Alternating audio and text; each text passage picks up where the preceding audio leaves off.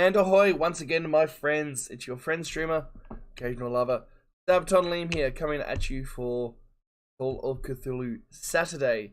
Yes, Call of Cthulhu Saturday. As I did a big oopsie and played Nap Roulette last night, and I lost. Waking up at 12, therefore missing all of last night's fun, but we have decided to just go on and do it today. I hope you're all going well, my friends, wherever you may be. We have Skelly Pete and Nigel, aka and let's jump into voice chat where I seem to be the only one at the moment, so... Oh, no, there's Dale. Woo! Hear you. Yes. Oh, shit. I was just attempting to summon our other players. Oh, and there's a bit of an echo I can hear. Yeah, because YouTube window was open in the other tab. It's fine now. Just a second. Sorry, streamers. We are actually having technical difficulties for a second. Never trust an oak. Never trust an oak. Ahoy, dead in sight. Welcome to the start of the stream. We're just waiting for the other players that should have already. Oh, there's one oak. You know, there's a plural to that too. It's oaks.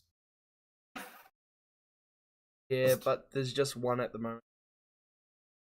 Doesn't mean I'm just an oak. My name is a plural. Come on. We have one oak. Where's the other oak? Eating hungry, thirsty, dead.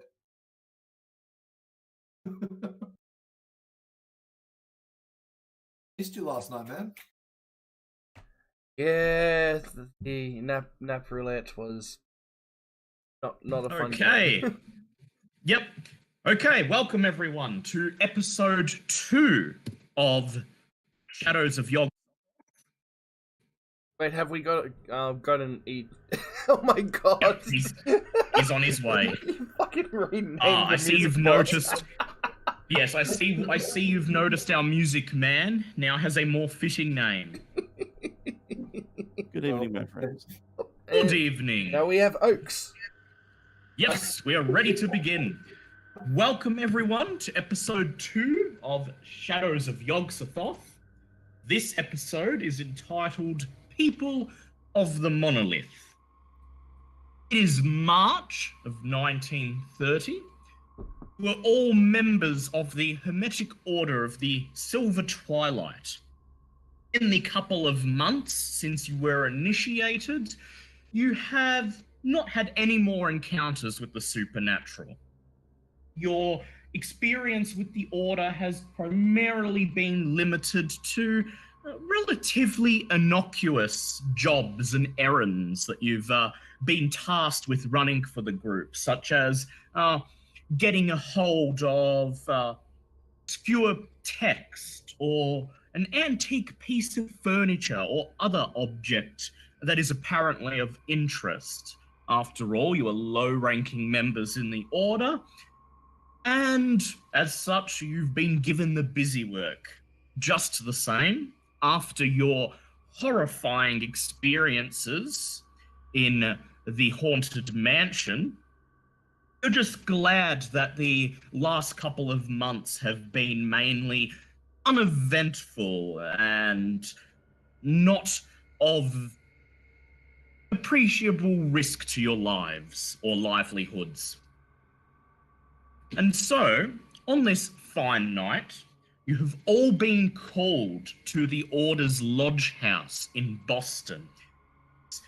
Just after 10:30 p.m., and you've all assembled out the front. You're walking up the cobblestone pathway through the front garden towards the faux Victorian cathedral/church house style lodge. And it's starting to rain a little bit. The clouds are rolling in, and all in all, even though it's a bit of an ominous night, it promises to be no different than what you've experienced with the Order so far. Oh no. War. Oh no. Yep. Sorry, no.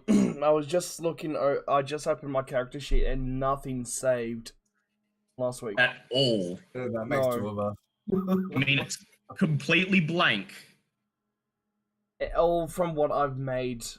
Ah, okay. That's Well, that it. means you just have to assign the. That just means you have to assign the 10 points and the 5 Cthulhu Mythos points. You're fine. Plus the additional 3 Cthulhu Mythos points you got from reading the text. So you're fine. Just Jeez. Ooh. 8 Cthulhu Mythos points and 10 skill points. I will send. I'll send Waldo Dinzo. One sec. Selec4611, thank you so much for the follow and welcome to the Metal Crew. Woohoo! And here comes yours in the chat, M1. Thanking you. I didn't anything. So, how many points? It was just 10, wasn't it? Yeah, so you got 10, and then you got 5 Cthulhu Mythos points, and then you rolled an additional 3 when you read Thornthwaite's diary. And quickly, what's the damage on the rapier again? Because that didn't save either. It's 1d8 plus damage bonus. What an 8. Let me just double check that. Oh, so we have to upgrade one of the tripod. Yeah, no, I've got your tripod. It's not on your sheet. You have a gun. You bought a gun with the proceeds of your money from last time. Oh, yeah. The cavalry saber is 1d8 plus damage bonus. That's correct. Yep. Okay. Yeah, I really don't know what happened. I don't know why nothing saved. Yeah, they can be temperamental sometimes. So you all nod and greet each other. You haven't seen a whole lot of each other over the last 2 months. The Order's been asking you with several lines of inquiry.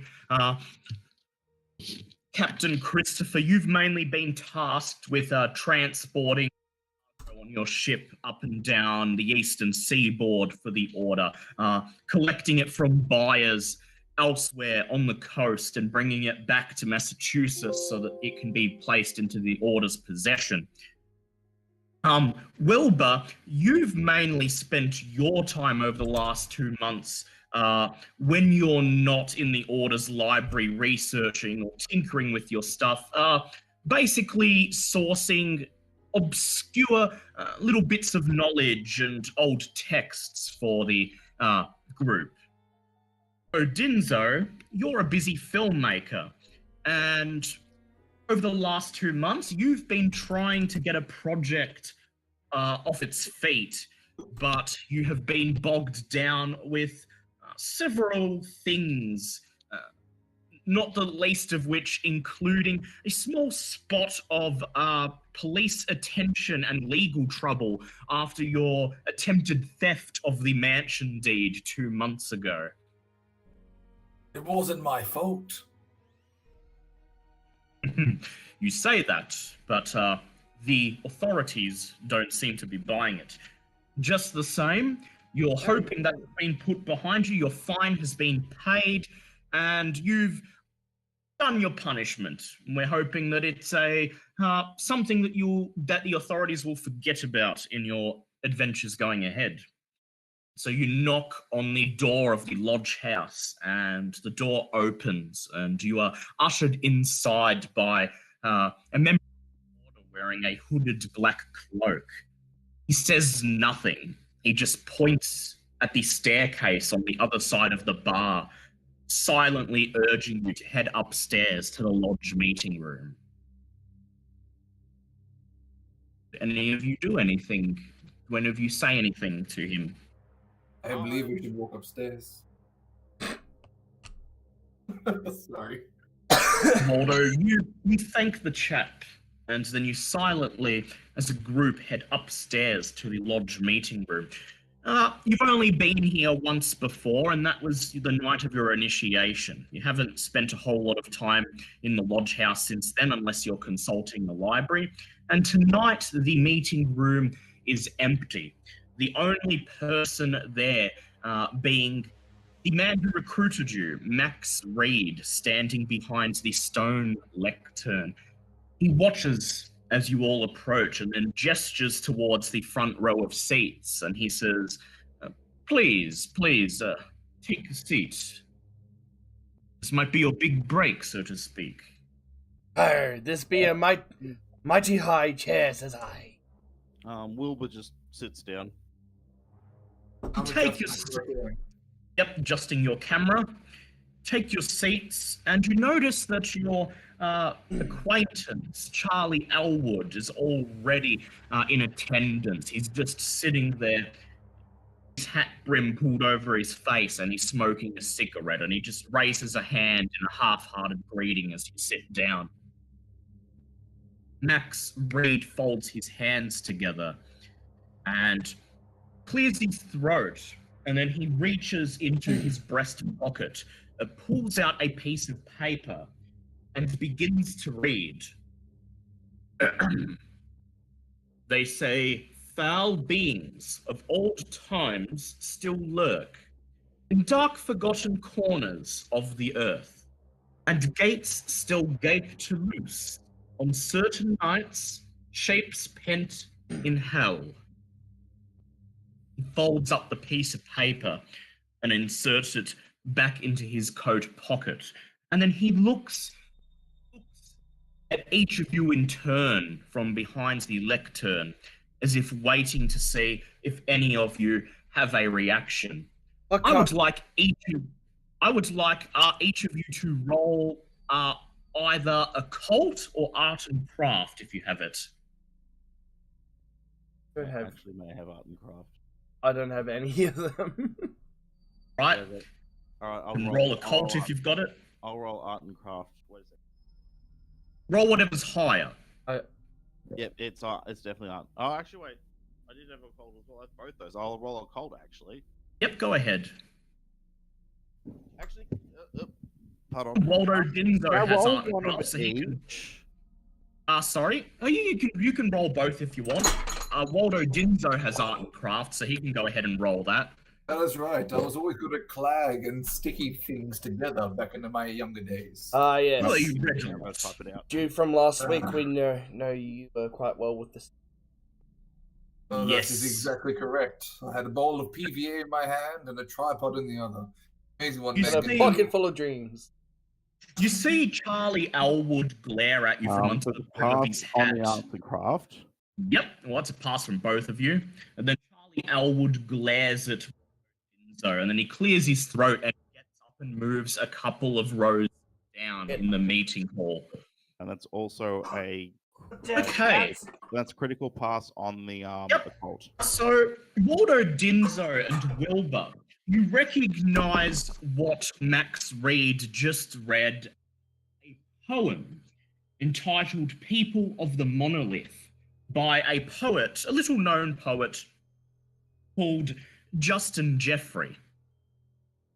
And Wilbur, you in particular know that Justin Jeffrey's name sometimes pops up in occult circles due to the mysterious circumstances surrounding the authorship of this poem. In particular, Justin Jeffrey, who is known for rather much lighter-hearted poems, with this definitely being his darkest work, reportedly travelled to Hungary at some point late in his life, where he obtained the inspiration for this poem. However, during his trip to Hungary, Justin Jeffrey was driven hopelessly mad and committed to an insane asylum, where he then later committed suicide. This poem was published after his death, and due to the disturbing subject matter and the circumstances surrounding its publication and the author's death, it has remained a curiosity in some occult-minded circles. Do you have any observations you wish to make? So that's an obscure poem you've read there. Just with with Jeffrey. I don't understand. And what relevance does it have to our being here? Max smiles and he says, well, if you've heard of it, you'll understand there is considerable mystery surrounding the circumstances in which Justin Jeffrey... Too.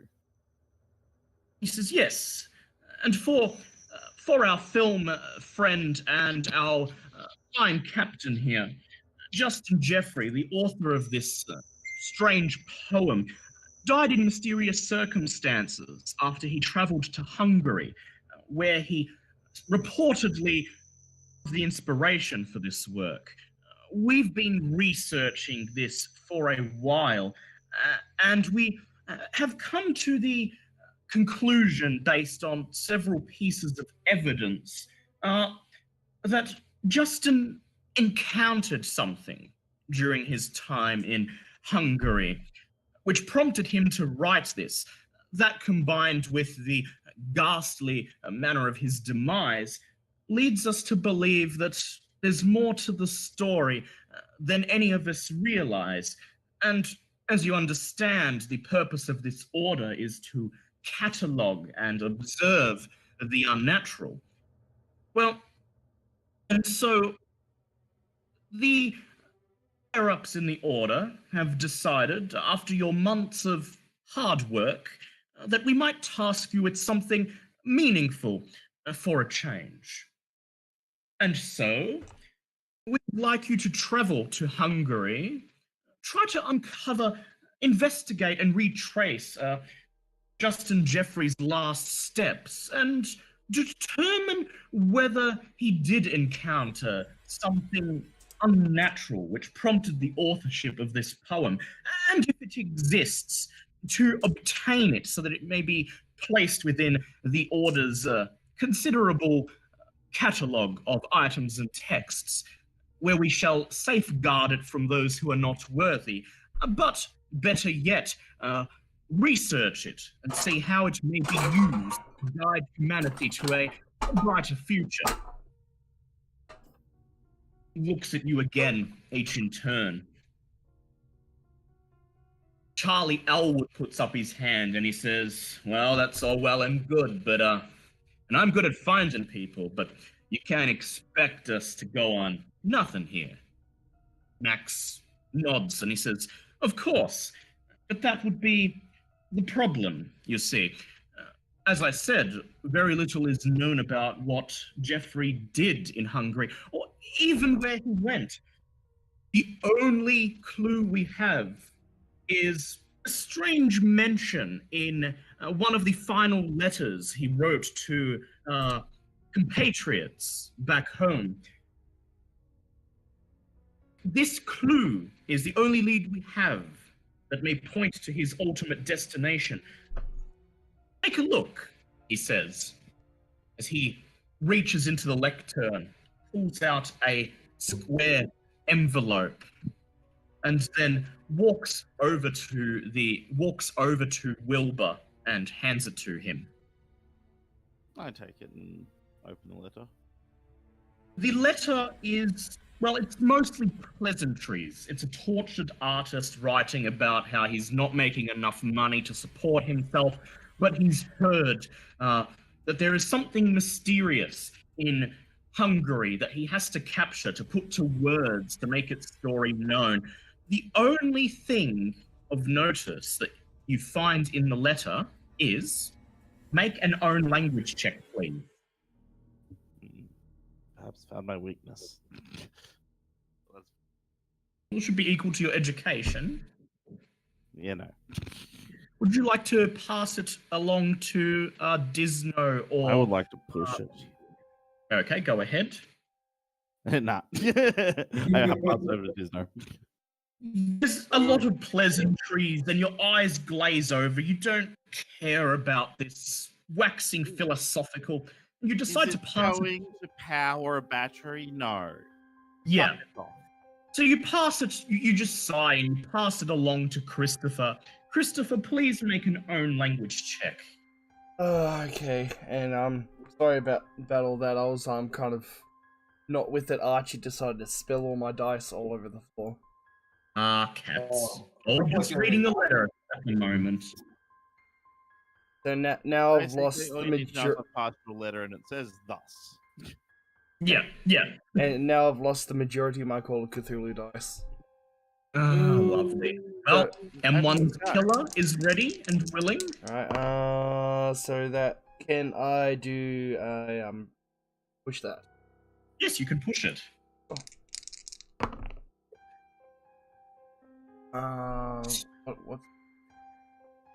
Yes, that's a pass. You look through the letter, sort of scoffing at Wilbur, who's unwilling to read past the word thus. And you scan through the author's pleasantries until you come to a passage at the bottom, almost impossible at first to make out due to really ornate handwriting style. It simply reads, "There is one place I must go, Zuthultan."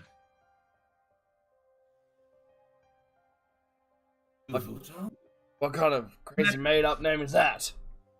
Max Reed smiles and he says, "Our thoughts precisely. Whatever it is, it doesn't sound very Hungarian." Certainly not. He says, "Well, we have booked you accommodation and passage in Hungary. You'll have to find your own way to Berlin, but," gestures towards Christopher, "I believe you have means of getting there. Once you arrive in Berlin, you will find that train tickets have already been purchased in your names that will take you to Budapest. Once you are in Budapest, we'll use the money we have provided to procure transport to take you to whatever you determine Justin Jeffrey's final destination to be."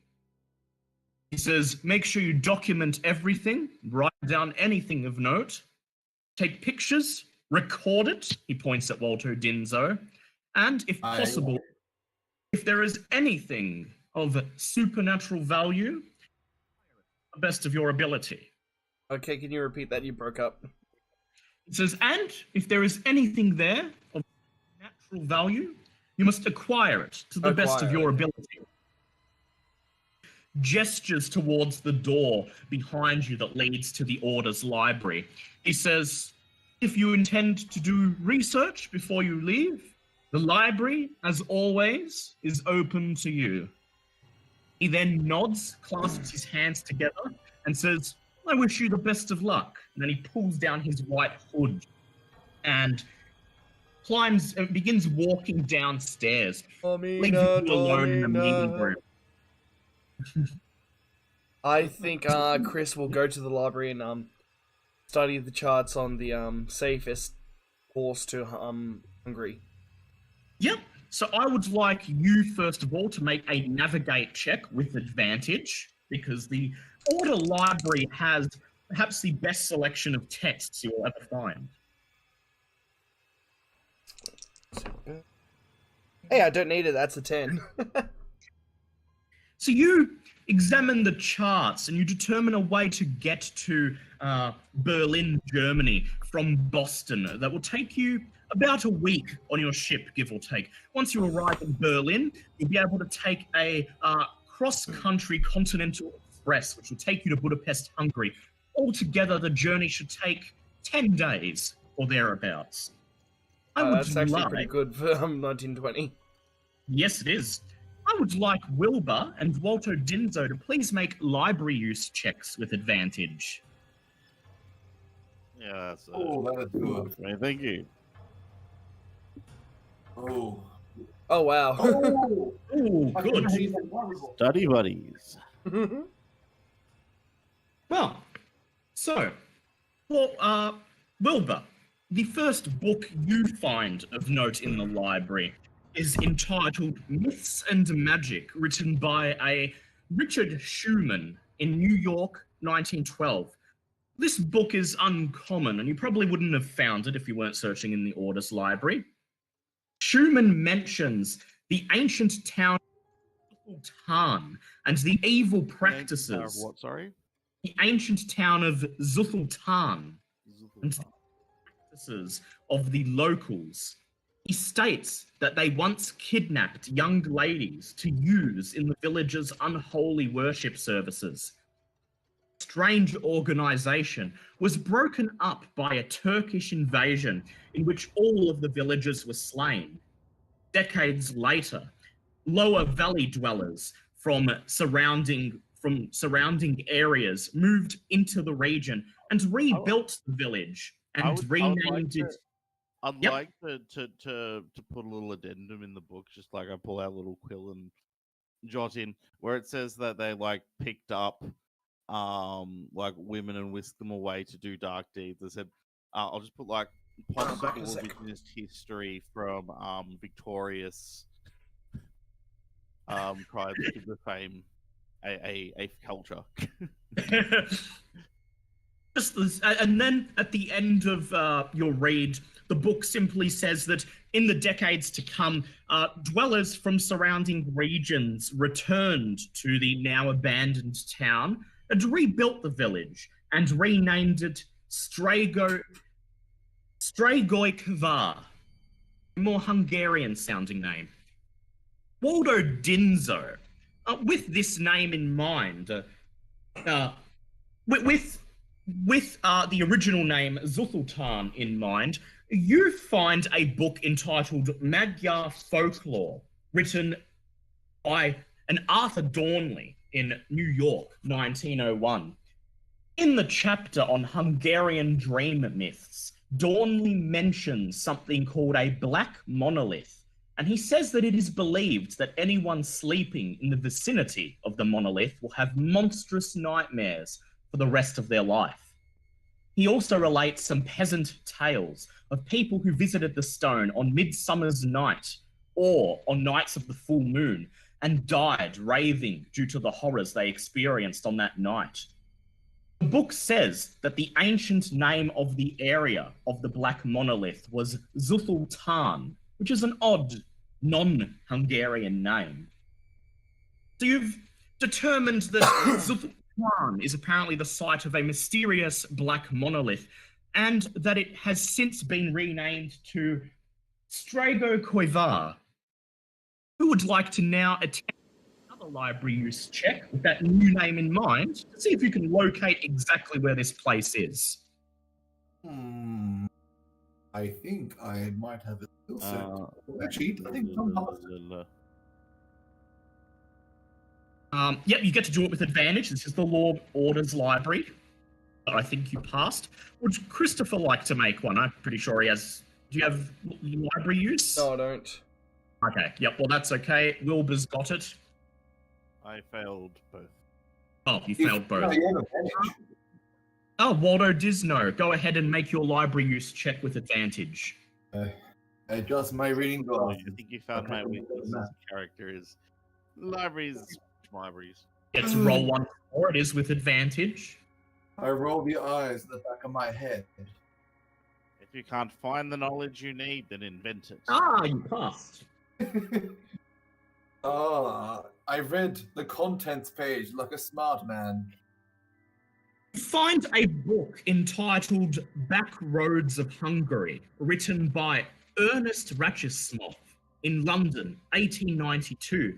Ratchesmoff mentions the beautiful and fertile valley of Strigoi, high up in the Carpathian Mountains. He says that the lower valley of Strigoi is the location of the Battle of Shomvol. Are you sure they're not the Pangean? Perhaps is the location. The Pantheon Mountains, if it was, approximately 60 million years ago when. This location of Strigoi is the site of the Battle of Shomvol, where in 1526 Count Boris Vladanov made a stand against Turkish forces of Suleiman the Magnificent. The town can be reached, Ratchesmoff says, by a pleasant 3-day cart ride from Budapest, during which many ruins of the war with the Turks are visible from either side of the coach. You have a location. You need simply travel to Budapest, and a 3-day cart ride out to the village of Strego Koivar. Do you have a destination and you know how to get there? Is there any other research you would like to do in the library before you set out? Can I top up my local language? Sorry, M1? Can I have an attempt at trying to top up my local languages? Hungarian Yes, you specifically. can. Like a phrase Yes, book or- Hungarian. Actually, yeah, can we all do that? Yes, okay, so you'd like to Oh, well, I've already got Hungarian. brush up on some Hungarian. Okay, so I would like each of you to please make a hard intelligence check with advantage. Already an advantage, all right. Let's pass for me. Yeah, it's pass. Okay. Yes! Just off by one. Well, I succeeded by 1. Yep, so all 3 of you have passed. You gather out some old phrase books and other works written in Hungarian, and you spend the rest of the night in the lodge reading room, going through them, testing each other, passing phrase books back and forth, with Charlie Elwood occasionally assisting. And you learn a little bit of Hungarian. You're not fluent by any means, but each add 1d20 points of Hungarian. Oh, Ooh. on dice bot, we want big this time. 1d6, you said? Yep, 14. 1d20 of Not Hungarian. bad. Not- 14, not bad, not bad. May help in a pinch. 15 and 14. Wow, so Baldo Dinzo is at 54 Hungarian. It'd be good when they hear me screaming in Hungarian coming out of the castle at the top of my lungs. Oh! You conclude your research at just shy of 3 in the morning. You place the books back in their bookshelves and exit the lodge library, shutting the door behind you. At this point, Charlie Elwood takes a stretch and yawns, and then he looks at you and he says, "Well, have a fun time in Hungary, guys. I think I'll be sitting this one out." And he begins to head towards the staircase leading downstairs. Any of you wish to inquire as to why your friend will not be accompanying you? Yes. Why will not be joining us on this most amazing adventure? Simply turns around and looks at Waldo Dinzo, and he says, "Well, I very well can't get through international customs if I'm not allowed within 50 meters of a certain sticky-fingered man. In fact, I shouldn't even be standing here in this room." He simply smiles, turns away, and begins walking down the stairs. It is at this point that Waldo turns to you, and he sheepishly reveals that after being harassed by lawyers and police officers for the last month, he finally cracked and got out a restraining order against Charlie Elwood. Oh. Oh my god. Charlie Elwood calls up as he's descending the stairs, chuckling loudly. Look, I got a couple of things I want to look into on my own anyway, so have a good time, guys. And, Waldo, no stealing, no international incidents. He laughs at his own joke as his footsteps recede out of earshot. I look at him. I look at that passageway and watch the shadow lightly. It's dim and further away, and I say, "Until we meet not again, like we do every puzzle adventure, whether we come back or we don't come back." And you then bunk down for the night in the lodger's quarters that are generously donated to anyone who is not native to Boston and needs a place to stay. And you awaken early the next morning and begin making preparations for your trip to Europe. first order of business is that you become aware as you are packing your things and consulting the charts that the firearm laws in Hungary, like most parts of Europe, are considerably stricter than what you're used to here in the United States.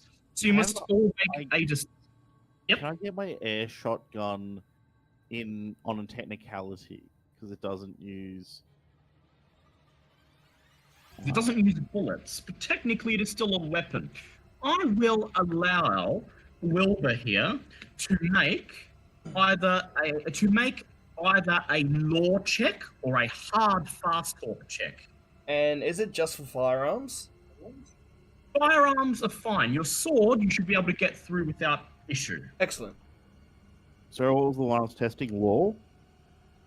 So law was a normal test or hard fast talk. I've got it exactly on law.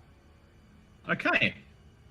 So you head down to the local Hungarian embassy, and you study the customs laws and all of the laws concerning firearms, and you find a relatively obscure loophole that specifically refers to firearms as black powder and gunpowder powered projectile weapons, allowing you to point out that your air rifle is indeed powered by compressed air.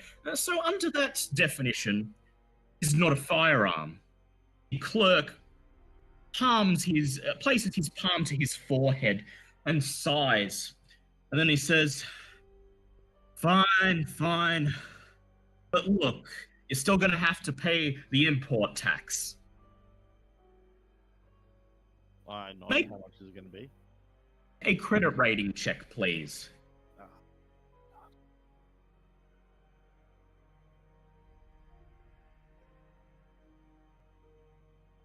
Is that a pass or a fail? That is a fail, unfortunately, but not by much.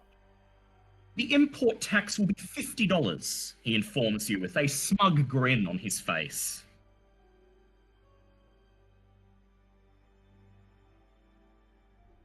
Will you be paying that?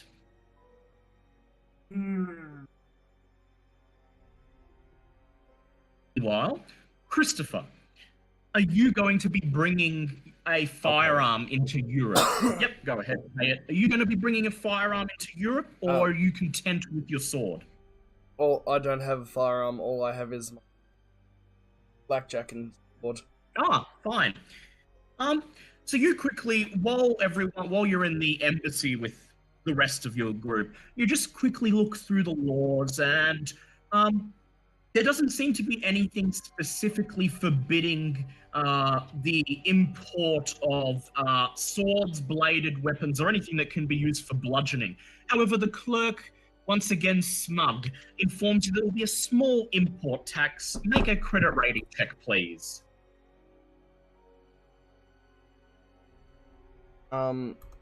Me? Yes. Okay, yep, sorry. That is a 35. What is...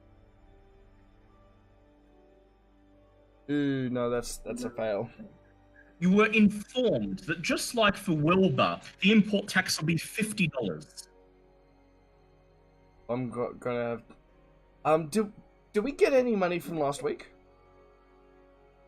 Yes, you did. You had $75 from last week. Waldo Dinzo has 25, and he spent it on a gun. But you guys have 75. I spent on getting out of jail. Actually, Yeah.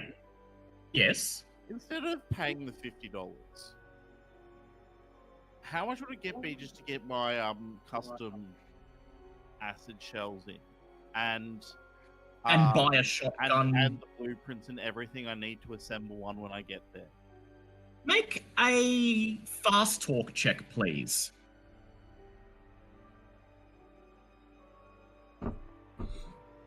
Can I have advantage because I think I've actually got a very solid point? Because I'm not. I'm yes, just yes, bringing advantage. light. Yeah, advantage. Oh, wait. All right, one more.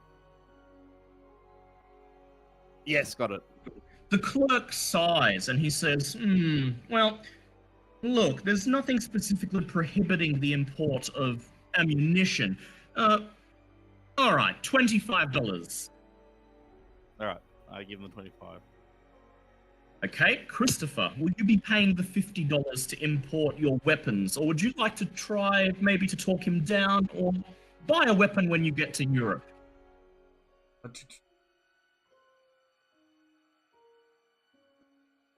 Yes, I would like to try to talk him down if I may use my charm. Go ahead, make a charm check.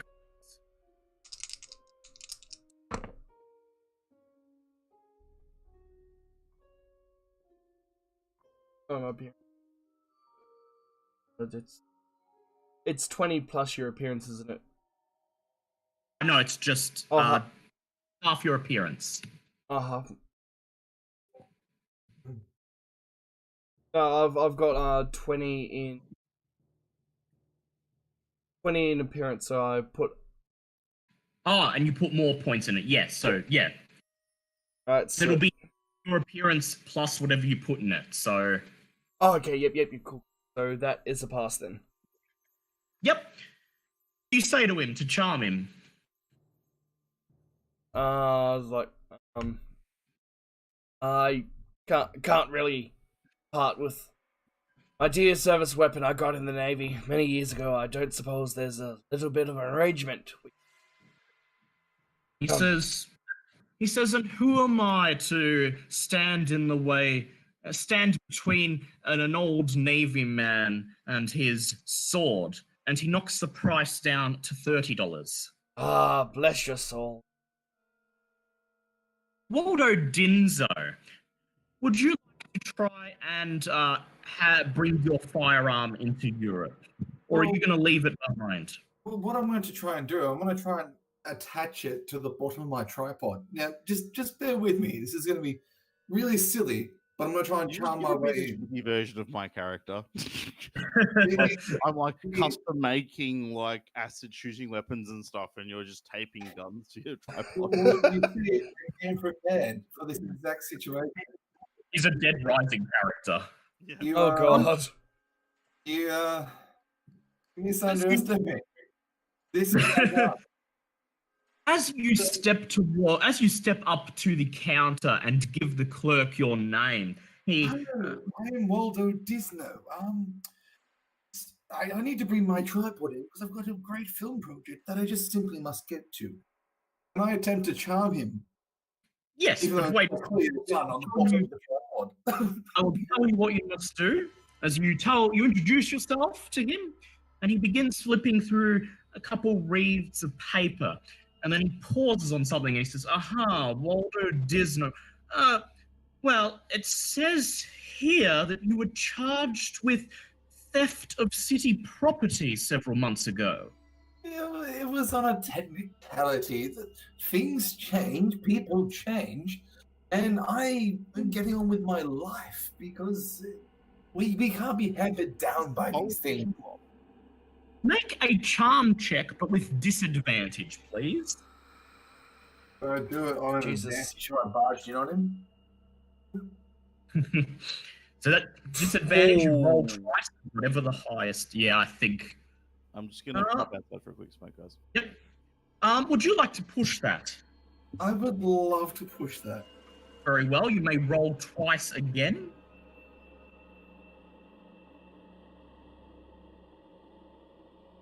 Another one. Is that a pass?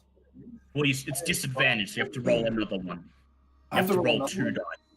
Yes, because it's disadvantage. I thought he just already rolled 2. Oh, no. No, but okay, you pass. No, the first one I didn't get him to roll a second one because he got 88, Oh, and okay. that's gonna fail. Yep. Yeah. Okay, yeah. You pass. You tell him, you convince him of the importance that you're making a very important documentary about Hungarian mythology, and it is really imperative that you bring the firearm with you, as the part of the world that you are traveling in is quite dangerous, and you're going to be out in the wilderness, and you need some form of protection. The clerk sighs, and he says, "Okay, but I think I'll have to charge a little bit extra on the import tax, just so I can't lose my job. After all, you have a criminal record, sir. Can I fast talk it? Oh, Make a. You can make a hard. You can make a hard fast talk check, which means you have to get under half of your fast talk. So that's be 25 or less. Yes. Yep. Right. oh, Would you like to push? Would you like to push that? Well, the worst, he's already said yes, so you can't get any worse than that. Yeah, but he's 34. Okay, you did not succeed. You try to get him to knock a bit off the import tax because yes, you have a criminal record, but that shouldn't really have anything to do with how much. Have anything to do with how much you're paying to import something. But he doesn't listen, and then he smiles the biggest shit-eating grin you've ever seen, and he says, "For you, the import charge will be $150." oh my god. I don't. This is part of my tripod. It's part of my tripod. He simply smiles and says, "Take it or leave it. I'm just doing my job." Reach into my wallet and see how much I've actually currently got. 25. You have exactly $150 on you. It's probably better off to just go buy another gun while we're over there. Perhaps. So you're going to leave your tripod and camera behind. And Can I take my tripod with me, or is that still being taxed? the tripod is being taxed, but without the gun, it will be less. You ask him how much it would cost to just bring in your tripod and camera, and he says $50. Oh, I need it for my job. I guess I will just pay you. I spitefully look at the customs agent and I slam the $50 down. The customs officer smiles, an even bigger grin before, and then with the most false, friendly voice you've ever heard in your life, he simply says, "Have a good day, sirs." Bye. I'm glad to be of service. And then you all sigh collectively. Look, give Waldo Dinzo a quick glance, and then you exit the embassy. And so, several $100 later, you begin your journey to Europe, joining Christopher later that day at the Boston docks, where he proudly leads you to the wharf where his vessel, the Mayflower II, is currently moored. You were on here 2 months ago when you gave Joey Widener a burial at sea, but you haven't been aboard the ship since then, and you didn't get a good look at it last time. Now that you're closer up, you can see that for such a rough and tumble salt of the earth sea captain, Christopher has done quite well for himself, and the interior of his ship is nicely, if minimally, furnished. Night M2. Night M2 with a nice degree of taste. Laddies, welcome aboard my ship, the Mayflower Mark II. Please enjoy your stay while you're on aboard. Be sure to get your sea legs before we hit voyage. He points you to your quarters, gives you a quick show of below deck, points out the mess hall and the pantry, and then he heads up to the room, places his hand at the helm, and says, "Anchors away!" And as the clock ticks over 12 p.m. lunchtime, the ship unmoors and begins to sail out into the Boston Harbor. By the end of that day, you have reached the Atlantic Ocean, and a week-long journey across seemingly endless blue sea begins. Is there anything you would like to do for this 7-day journey? I would like to interact with my Patriot Waldo Disno. With a You'd like to interact with a what, sorry? With my dear compatriot Waldo Disno. Yes, go ahead. What would you like to say to Waldo Disno? Dear Mr. Disno. I've noticed you have some interest in, how can I say it, upgrading your tripod there. Yeah. Yes, I have a significant upgrade. What do you need to know about it? Do you mind if I have a look at it? I could work a bit of my magic on it for you if you'd like. Reluctantly, I hand it over to Sure. to Take inspect. So what I'm going to try and do is alter the mount so that it will both secure and place a camera, or if he so chooses, a hunting rifle. Oh, yes. Lovely. So will that be mechanical Yes, repair? make a mechanical repair check. Ooh, can I push that? Ooh, would you like to push it? Don't break his tripod. Oh, nice. Oh, that is Good a push. hard success. If you break my You tripod take him- with a sword, I just would have played it off. If I had it broken, I just would have given it to you back a day later and then spit on you. You can get up onto the deck and you lay out the tripod and a toolbox on a little folding table that's clearly meant to store fishing supplies or something like that.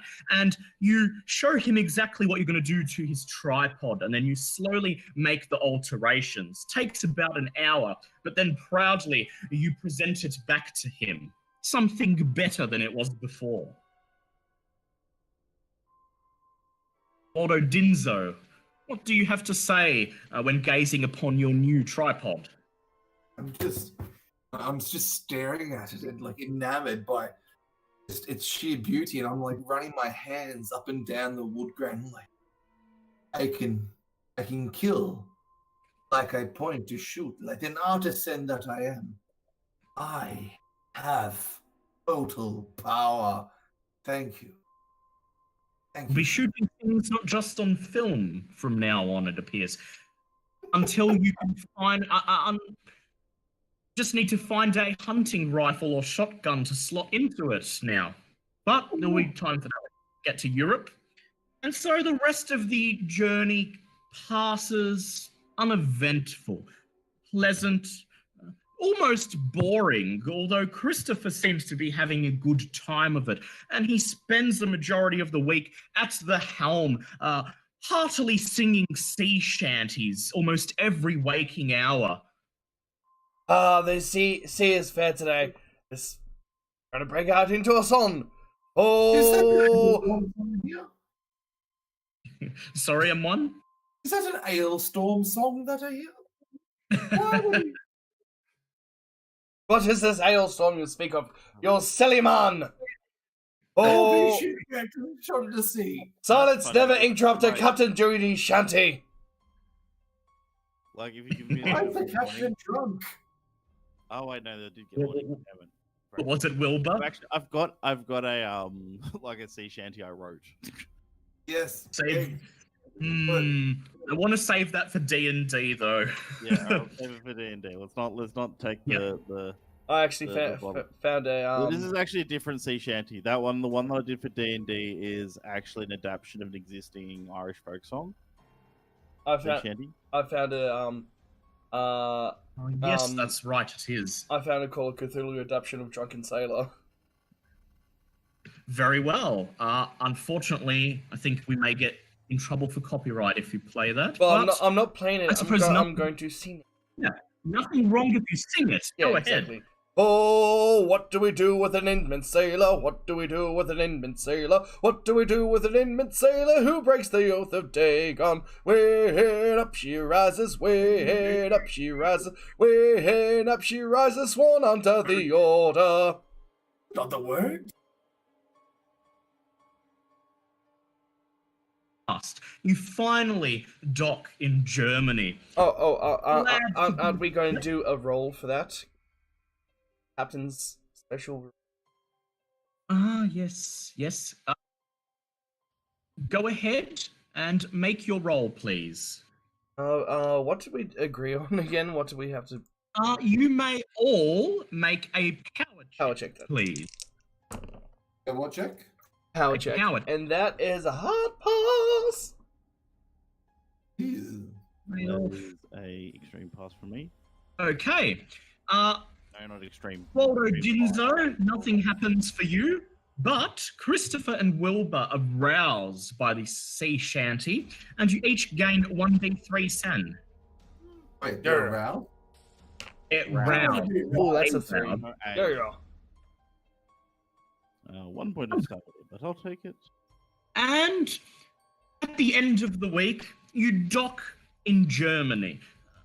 Once again, glad to be back on land. Takes a couple of hours for your newly acquired sea legs to adjust to terra firma.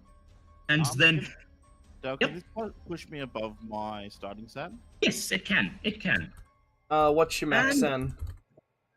Your max san is, well, your max san is your power, but your starting san is equal to your power. Your max san is actually always 99 minus your Cthulhu Mythos skill. So your max san should be at least 95. Here you go, Tom. Wunderbar.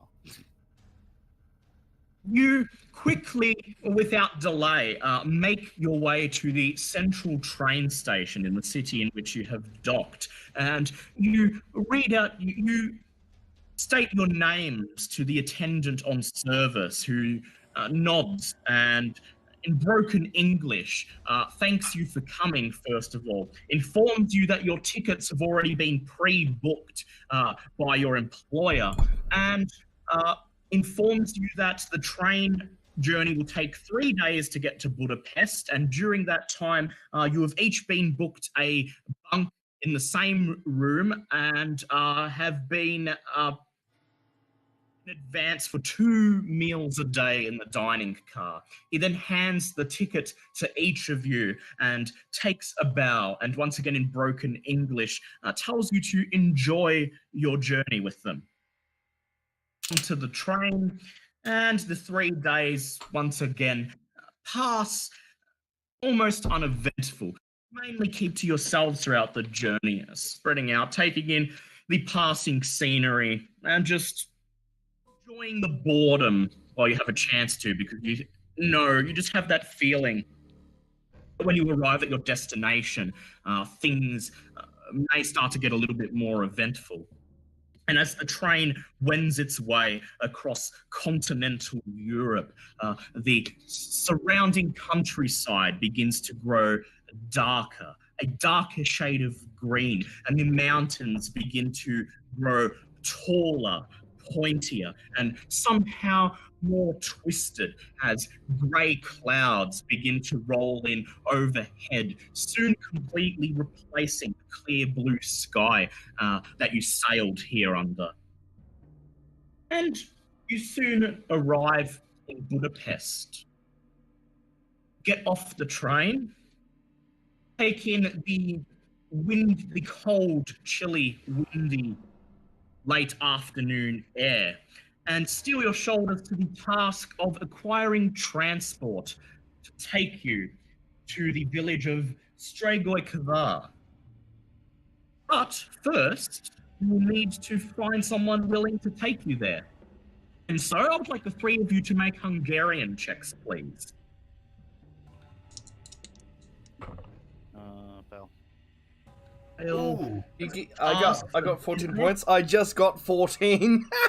Okay, so that's a group pass. That's good. Excellent. You head out of the train station and begin strolling.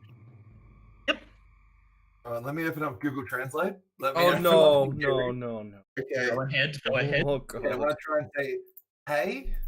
What do you want me to say, guys? You're Hey.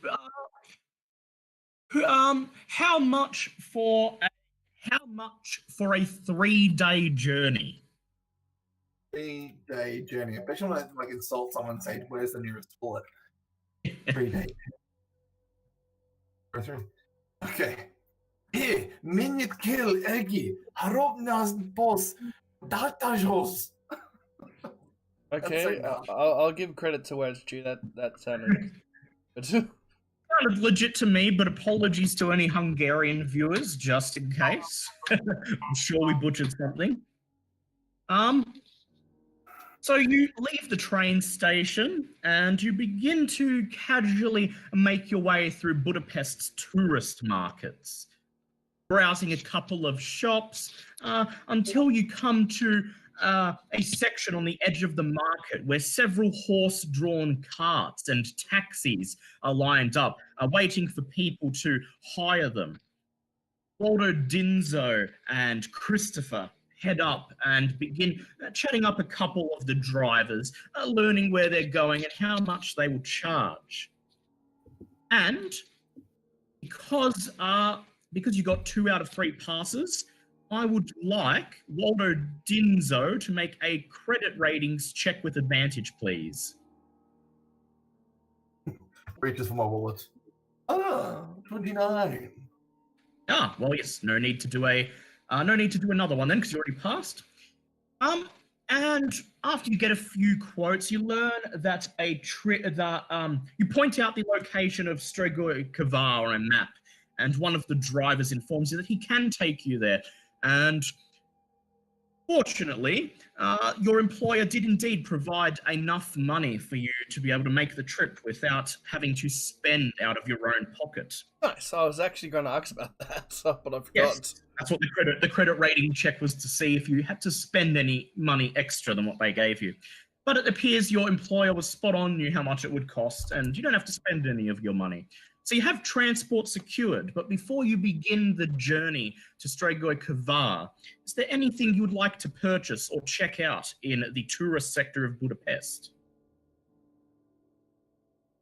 What was it? Is it worthwhile looking for a few firearm shops to go get, I don't know, a shotgun to try my new mount? Yes, it's worth to do that. I would like you to please make a Hungarian check. Ask around and find out where you could acquire such a thing. There's a pass. Let me get translated again. Oh, what am I going to say? Go ahead. Where may I buy a shotgun, fine sir? Shop, fine sir. Fine sir. Okay. Holvanan Egirevilzilet Uram. Where is your gun shop, fine sir? For my mother. God. I just think on the back. It means where is your arms shop, sir? Oh, that's close enough. You ask around, get a couple of the market stalls and a couple of people going about their daily shopping, and he points the 3 of you in the direction of a hunting goods store just on the edge of the tourist sector.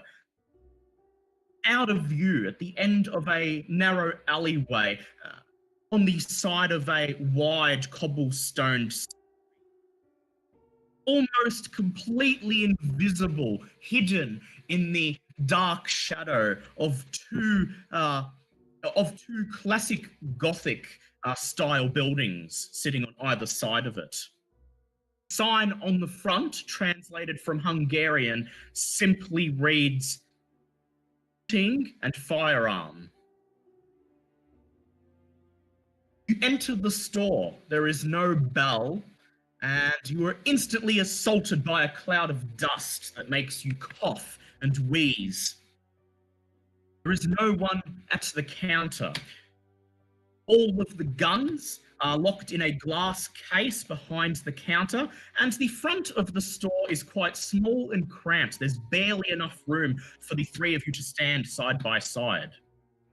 Place your hand on the bell on the counter and ring it. It dings out. Somewhere in a back room, you hear the sound of someone wheezing and coughing, and then barking out a couple of swear words in Hungarian. And then a hunchbacked old man with a walking stick hobbles out from the back room. He takes one quick glance at you, and he says in stilted English, Americans. I think you will find my selection is not as good as what you have back at home. But if you complain, I will only put prices up. And then he stares at you with a sort of half hostile but half amused look in his eye. Hello there. I need to buy a hunting shotgun that will fit my tripod.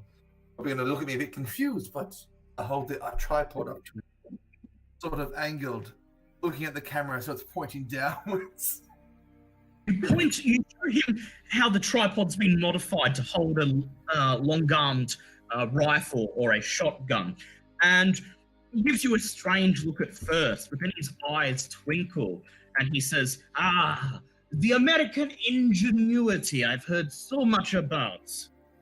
Says, it's no wonder you're the victors in the Great War. And then he chuckles under his breath.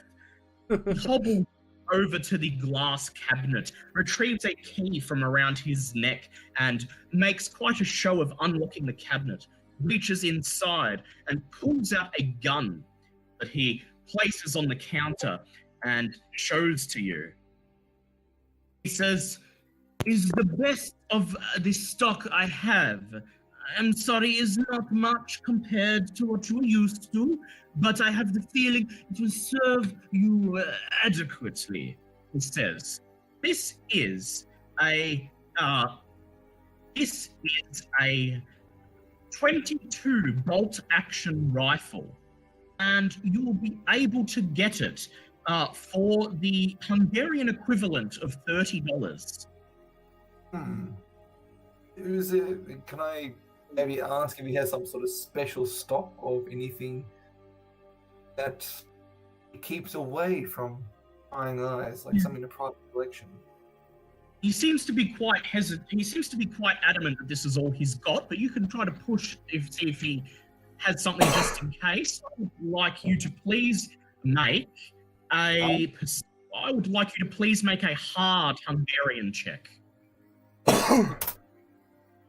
Ooh. Nearly, but not quite. Would you like to spend some of your luck to push that down to a hard? Yeah, can I push that down to, I think it's like 6 more, I can get Yep, it. and 6 luck. Lean over and in Hungarian, in almost perfectly fluent Hungarian, you say, please, I'm no American. I appreciate the fine European craftsmanship. He winks at you and he laughs, and then he reaches under the counter and he says, perhaps you will find more to your liking. And he offers a new weapon to you.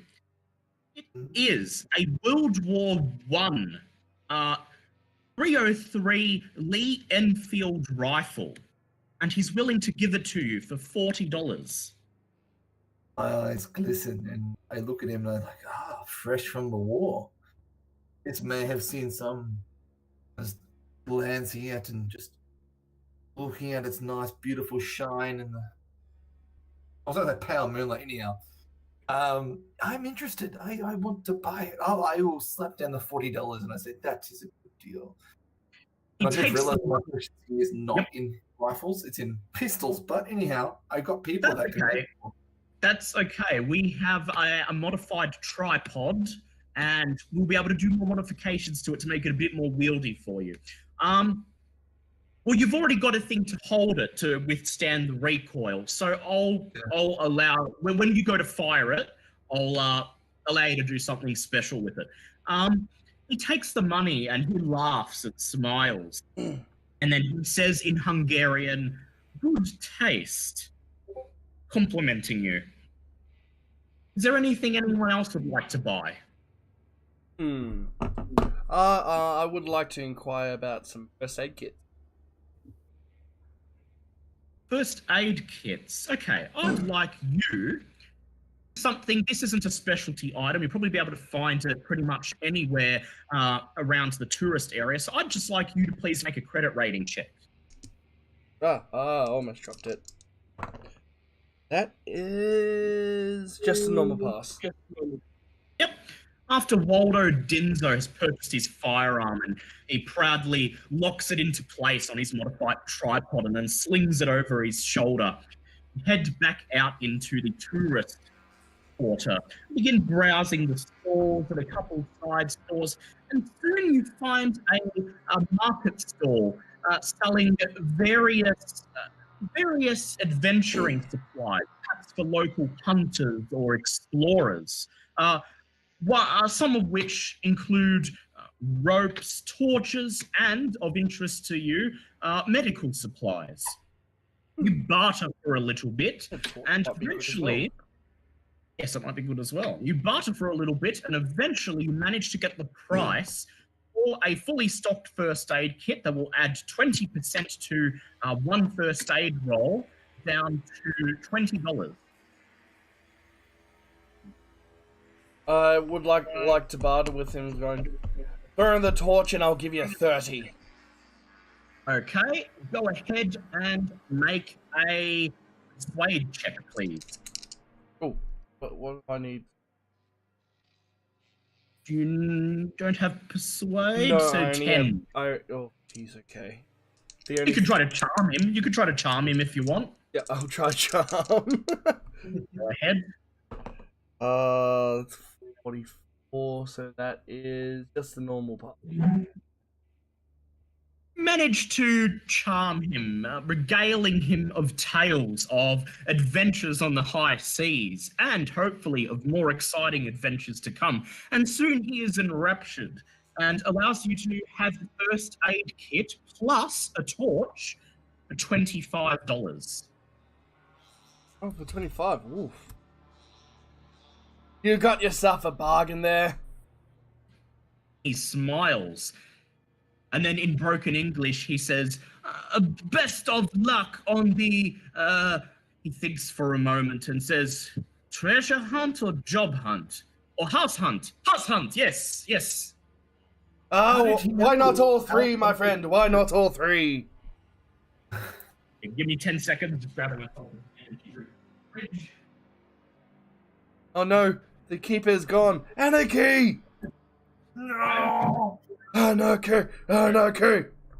I'm back. I just had to drive through for a sec. Okay, Wilbur, is there anything you would like to do in Budapest before you leave for the countryside? So, how habited would you say the area we're going to is? Okay, so based on what you've read about it and upon Christopher's charts, actually, I would like Christopher to make a navigate check, please, to see if he can work out some information and determine exactly what the place you're going to will be like. Who, Oh. me? No, me. No, Christopher. That is an 11, so that is just the hard part. Okay, so you stop for a late lunch in a small cafe beside the tourist area, and Christopher pulls out his charts and all the notes he's made and copies of the texts from the Order library.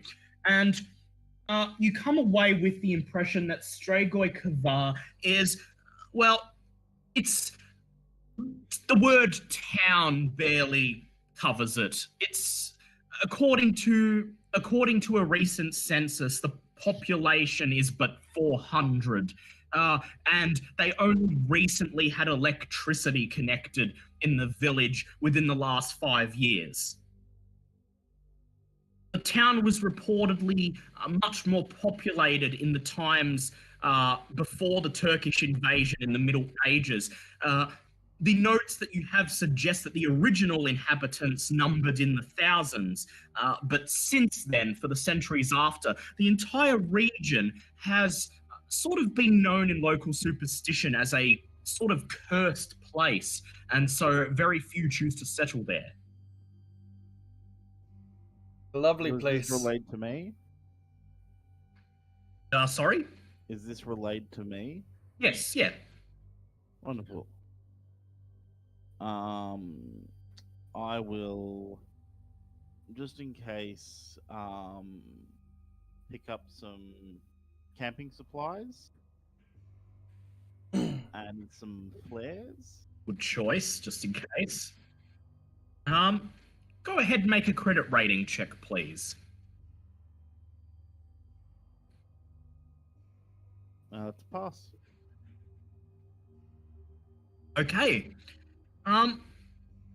finish up your lunch, head back into the market square, and browse a couple of the stalls. You eventually find someone selling homemade sleeping bags and tents and other miscellaneous camping supplies. You were able to pick up a 3-man tent, sleeping bags, and 3 flares for $30. I'll part with money. Yes, I'll hold on to the flares, but I'll just pack it all in my bundle, my bags and stuff. Very well. And then, all stocked up and ready for your journey, just after 3 in the afternoon, you head to the taxi and cart rank, wave at the driver that you hired earlier. Do the camping supplies include trail rations? Yes.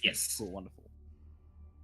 And you begin loading your bags and supplies into the back of the cart as you climb aboard.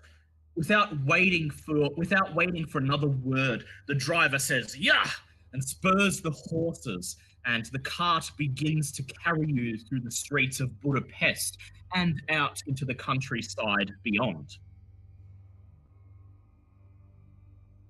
On the uncomfortable ride from Budapest, on the 3rd day, the driver points out a mossy ruin along one side of the road and points at it. A sort of door, an artificial cave recessed into a cliff face, nearly invisible, buried under wreaths of moss and creepers.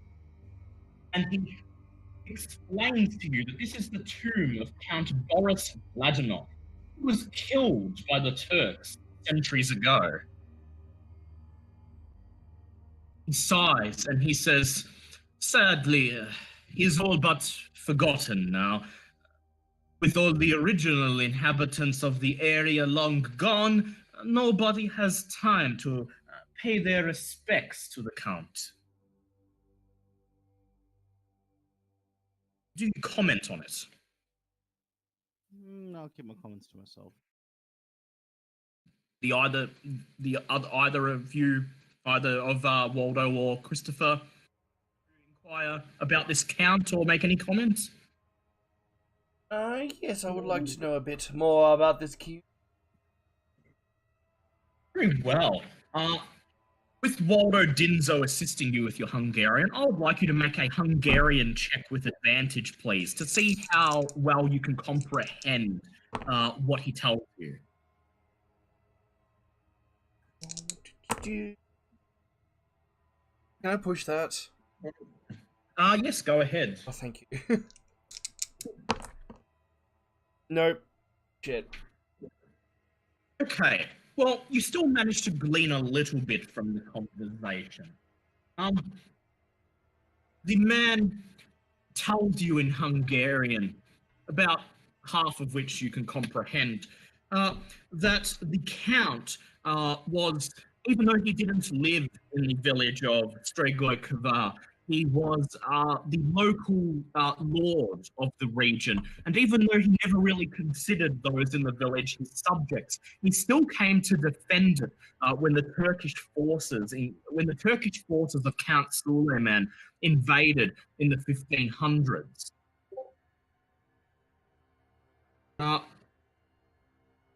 States that during a lull in the fighting, an aide brought to the Count a small lacquered case which had been taken from a famed Turkish scribe and historian who had fallen in the fight.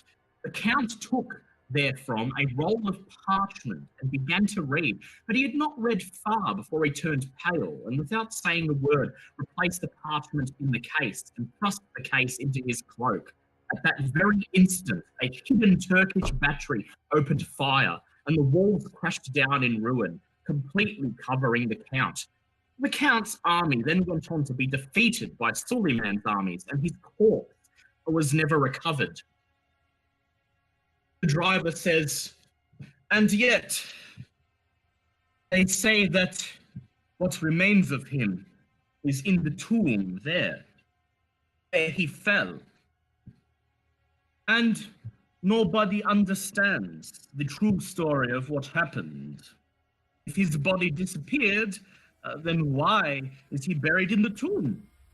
He shrugs and he says, what do I know? I just bring the mail to Strigoi Kavar from Budapest.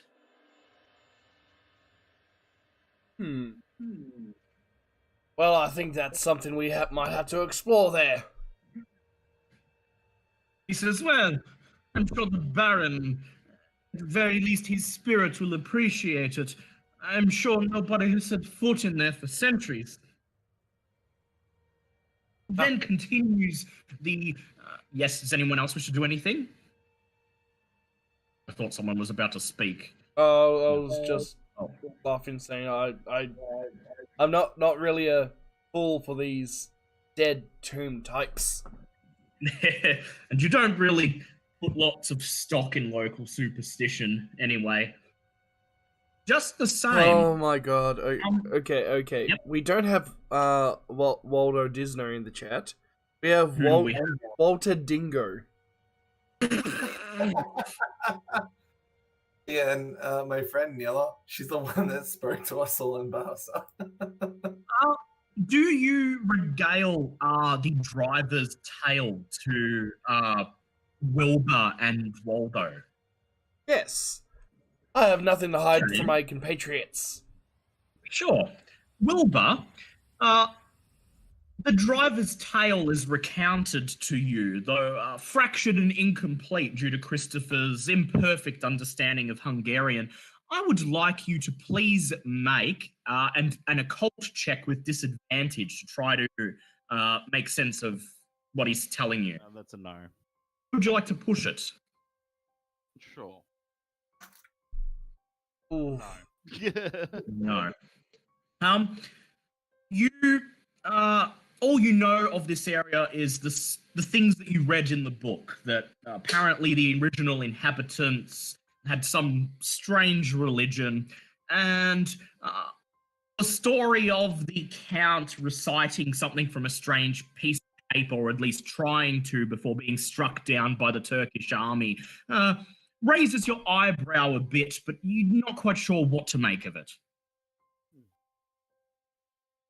You may attempt to inquire yourself, however. I'm pretty sure. I think you can speak to Hungarian if you'd like to try and glean more. And that's a no. Okay, that's fine. Would you like? Are you not going to push that? Oh, okay, let's push it. But I think no, the dice gods have admit that Yeah. my character has little interest or inclination about this story. At the very least, you're curious enough to try and question the driver yourself.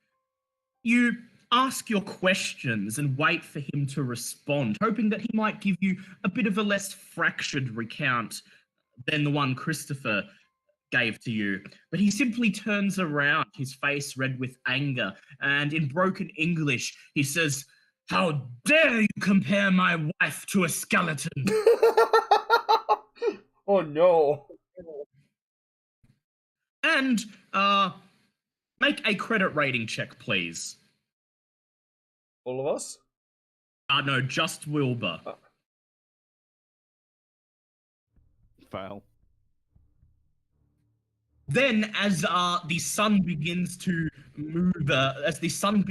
move, further down the sky, as the sun begins to set on the second day, the driver spurs his horses, making them stop on the side of the road, and then he defiantly folds his arms and says, "You're going to insult me. I refuse to go any further until I'm given due compensation." Now, friend, he didn't mean any harm. Make a hard charm check, please.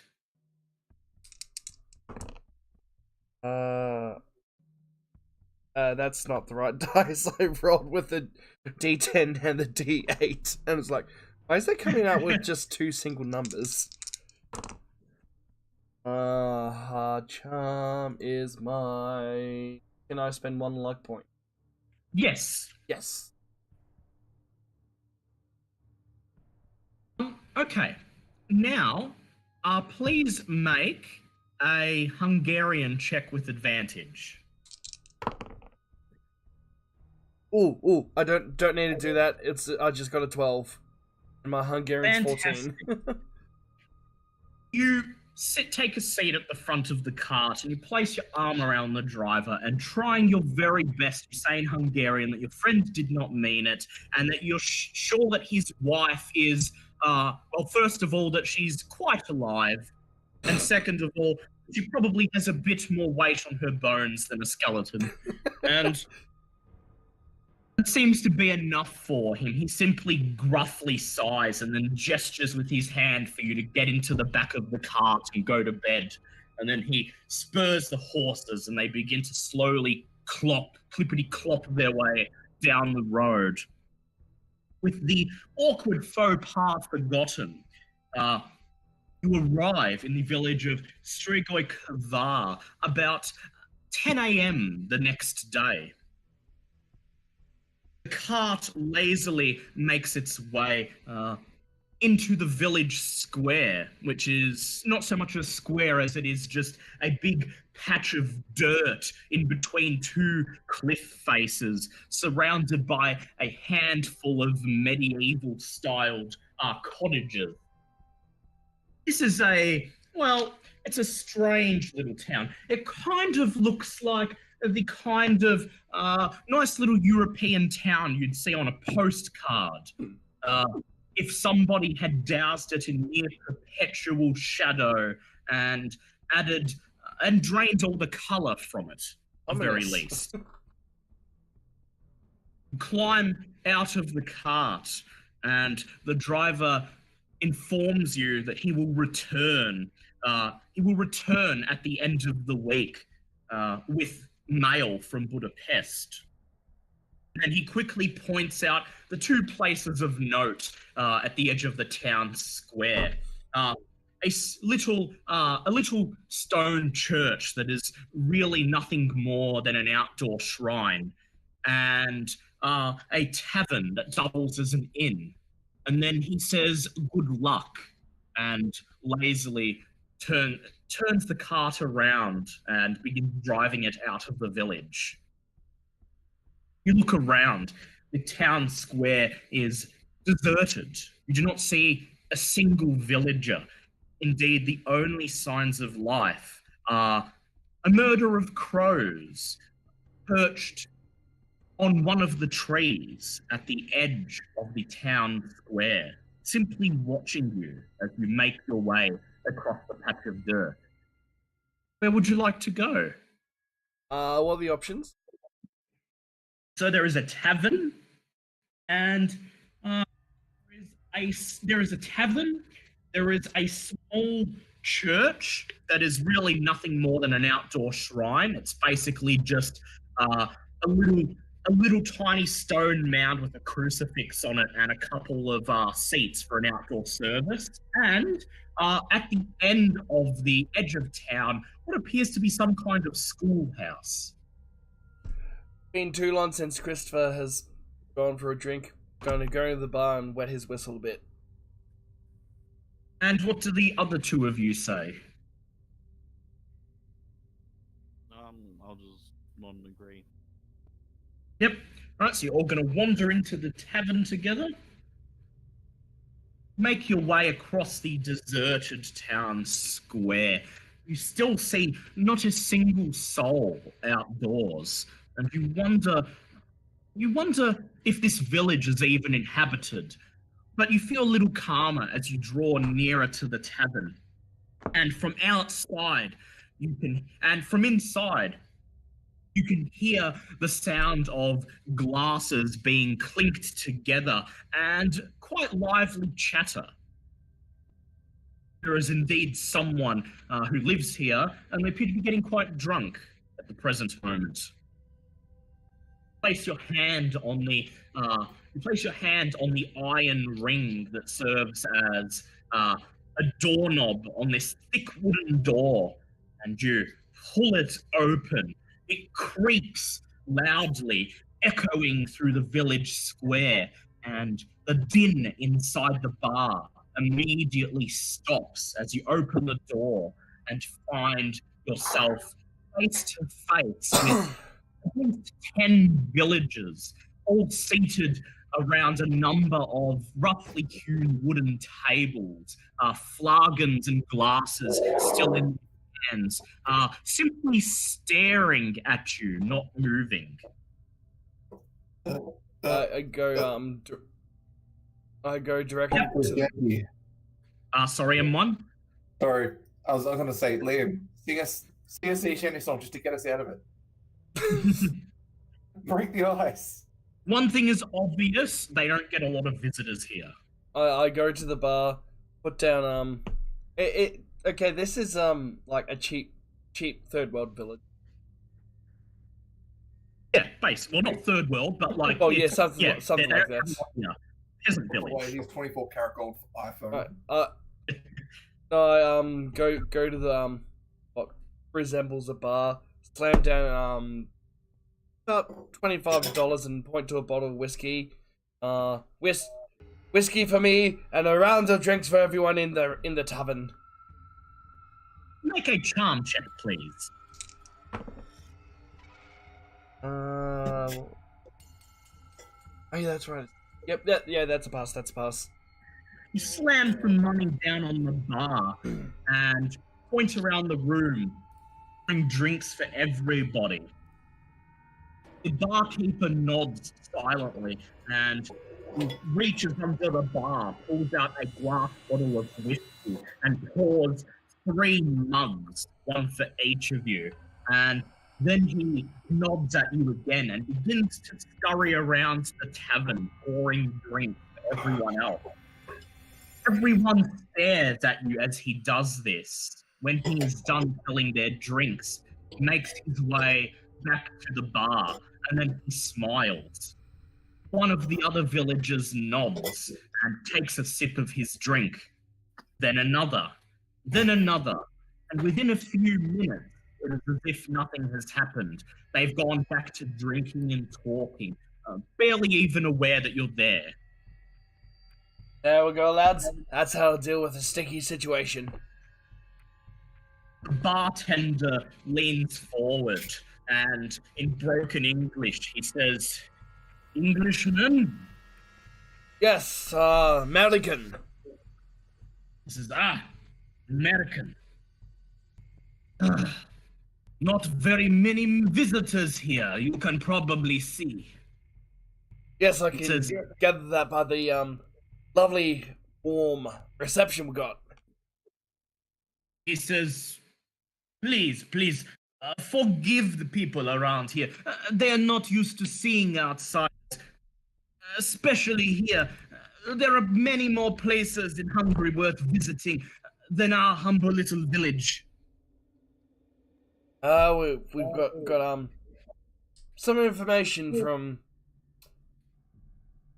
a source that we need to investigate around here. Around the Count. Do you?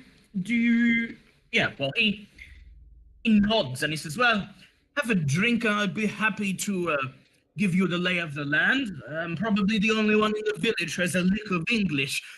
So if you don't fancy trying to fumble around our tongue, then I'm afraid I'm probably going to be your only font of information." He holds out his hand and he says, "My name is Peter. Nice to meet you." Captain Christopher Jones, pleasure to meet you. Holds out his hand to Wilbur. I'll take his hand. Do you give him your name? I'll just introduce as my first. Say, my name's Wilbur. Say Wilbur. Okay. He nods and then he holds out his hand to Waldo Dinzo. I thought it was Disno. Oh yeah, Waldo Disno. Yes. Do you shake his... I look up at the camera. I look up in the sky where everyone's just sort of wondering what the hell's going on. I'm trying to break the fourth wall. Damn it, DM! You know what you did wrong. It's no. He hears your name. He says, Disno. Yes. And then he begins to do a Mickey Mouse impression. using his hands to form imaginary Mickey Mouse I ears. put my hand to my head, and I'm just like, I shrug. Disappointment. Oh no, that's that stupid American dumb kid from down in Massachusetts. His stuff is Mackie Moose. I do Wacky Moose. That's not Mickey Mouse. That will never take off. You tell him about the animation. You're more of a documentary filmmaker, but you tell him about the one animated feature that you had worked on, The Adventures of Mackie, a moose from the supercontinent of Pangea. Had a renowned zoologist come on board to... Oh, David, you're starting to crackle up a bit. Yep, alright. You had a renowned zoologist come on board to serve in an advisory capacity for that film, and you thought you remember being a bit disappointed when it came out. It didn't do as well as you thought it would, and you remember the newspapers citing the plot as being quite simply, utterly ridiculous. You remember that the zoologist that you had brought on board actually ended up doing quite an impassioned defense of the film, but to no avail. And then you laugh, embarrassed or past shame, shared with this Hungarian bartender. The bartender laughs, and then he puts his hands on the side of his head and pretends they're horns, and he makes a moose noise. Ooh, I am the Pangean moose. Jesus. Looks at you. And he says, well, not just everyone visits this village. Last time was an Englishman. He came about 10 years ago now, and I don't recall seeing any outsiders since then. So, what brings you to our humble little village? Sorry, Big Gassy. Ah, crap. Well, you've come here to retrace the last steps of the poet Justin Jeffrey, who apparently visited here before writing a poem. Oh, I've really got to stop drinking. That's okay. Yeah, that's why I'm here. That's why we're here. Yep. you name drop that. Because, yes, the writer. I remember. He was an Englishman who came here 5 years ago. He said he was looking to capture a story. The story of Yog-Sothoth, I believe he said. He looks around uncertainly and he says, we had never heard that name before, Yog-Sothoth. As long as I have lived here, this village has always been known as Regoikva.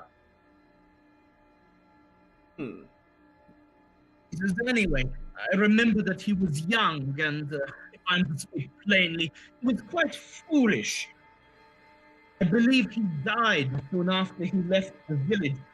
That was surely due to his looking too long. Dale, you keep, it's not just dropping in and out, it's getting really fuzzy. Alright, I'm gonna go grab. The villagers all got molested, so I think I heard wrong. Villagers did not get molested. Molested. Who molested the villagers? Mackie Moose. The Pangean moose. No, just Mackie Moose. Mackie Moose. And his sidekick Donald Duke. I've got to ask, on your top chat in the live chat, who is COC actor's narrator? I just love it. Away from Musseldorf. Who are you? The person who controls all the role playing accounts, and we love them. Yes. Oh my god, I love you guys. You know, like. Oh yeah, you mess out on the chat most times, and we've had Call of Cthulhu characters from like some of our very first campaigns. Yes, Oh my goodness. starting to get D&D ones as well. The innkeeper Peter says, if I remember, the poor poet, he died shortly after leaving our village. But that was surely due to his looking too long at the stone. He then performs the sign of the cross and bows his head. Can you tell us more about the stone, laddie? He says, no. The people in this village are superstitious. We don't like to talk about it. Best you just enjoy your drink. Why don't you want to talk about it? I don't think you should push him, Mr. Disno. I think tonight we should just drink and be merry. I raise my mug up, go, here's to health! And I raise my flag, but my bullshit meat is going off the charts. Make another charm check, please. Me? Yes. Oh, man. That's extreme. That's a 3. He simply makes the sign of the cross again, and then he leans in and he says, okay, this stone at the top of the mountain, just outside of the village, we call it the Black Monolith. He says, there are stories that will chill your spine.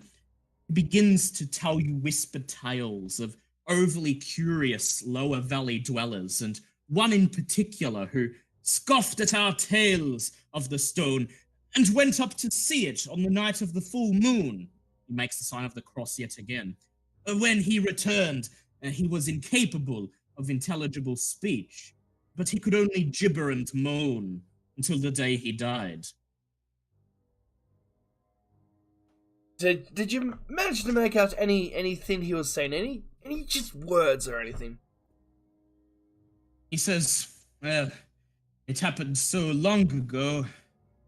He scrunches up his face as if he's thinking, and he says, yes, he kept talking about the people of the Monolith. He then goes deathly silent. He refills your drinks and just watches, begging you to take another sip. But of course, I take one mighty gulp. Wilbur, you have a mind for the occult. What do you make of this? I think he's still for a smoke. Sorry, just give me half a second. I'm just getting it.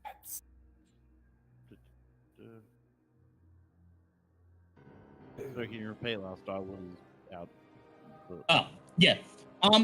So, what happened is Christopher asked the barkeeper about Justin Jeffries.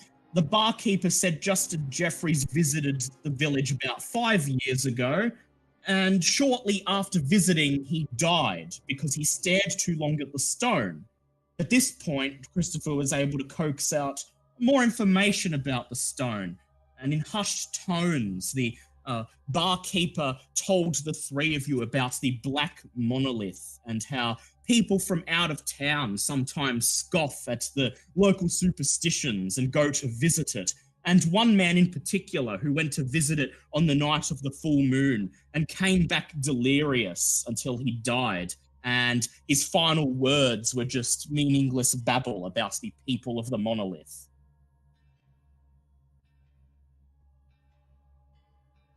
Do you make anything of that, Wilbur? Foreshadowing.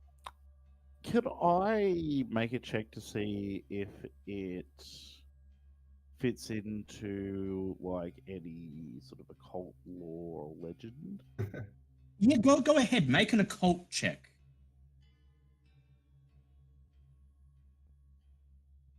Sorry, I wouldn't.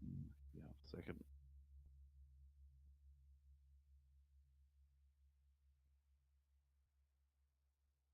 Everyone seems busy tonight. Can I push that? Would you like to push that? I would like to push that. Go ahead. That is a critical pass. Lovely. Critical pass. Okay.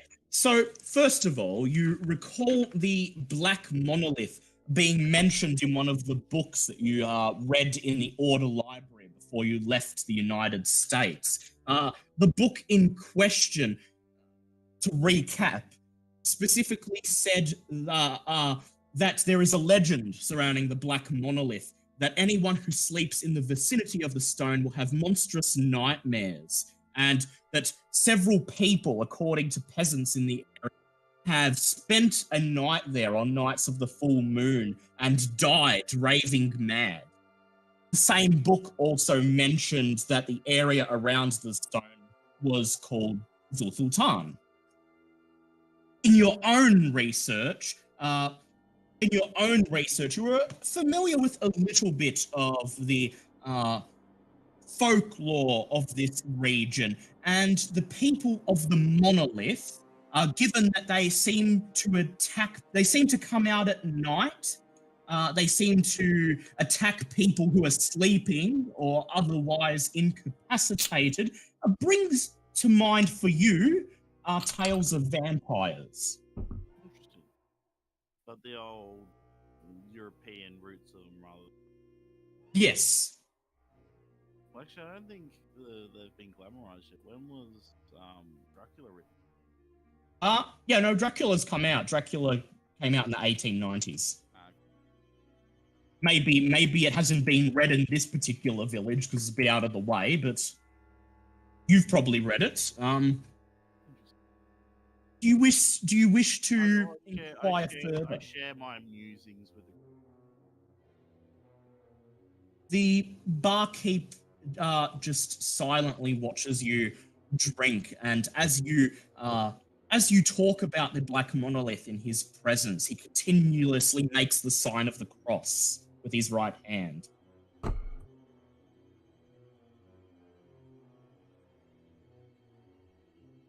Do you inquire further? No, I think I'll keep my inquiries to myself at the moment. I'll make sure my weapon is reassembled and Yep. and loaded. Finish your drink, and then you pull out your weapons, and you just begin reassembling them there on the bar. Peter, the bartender, looks briefly at them. And perhaps seeing that you were armed seems to perk him up a bit as his eyes widen, and he leans forward and he says, "Well, you are serious about retracing the steps of this poet." Yes, and these are provisions to make sure we return.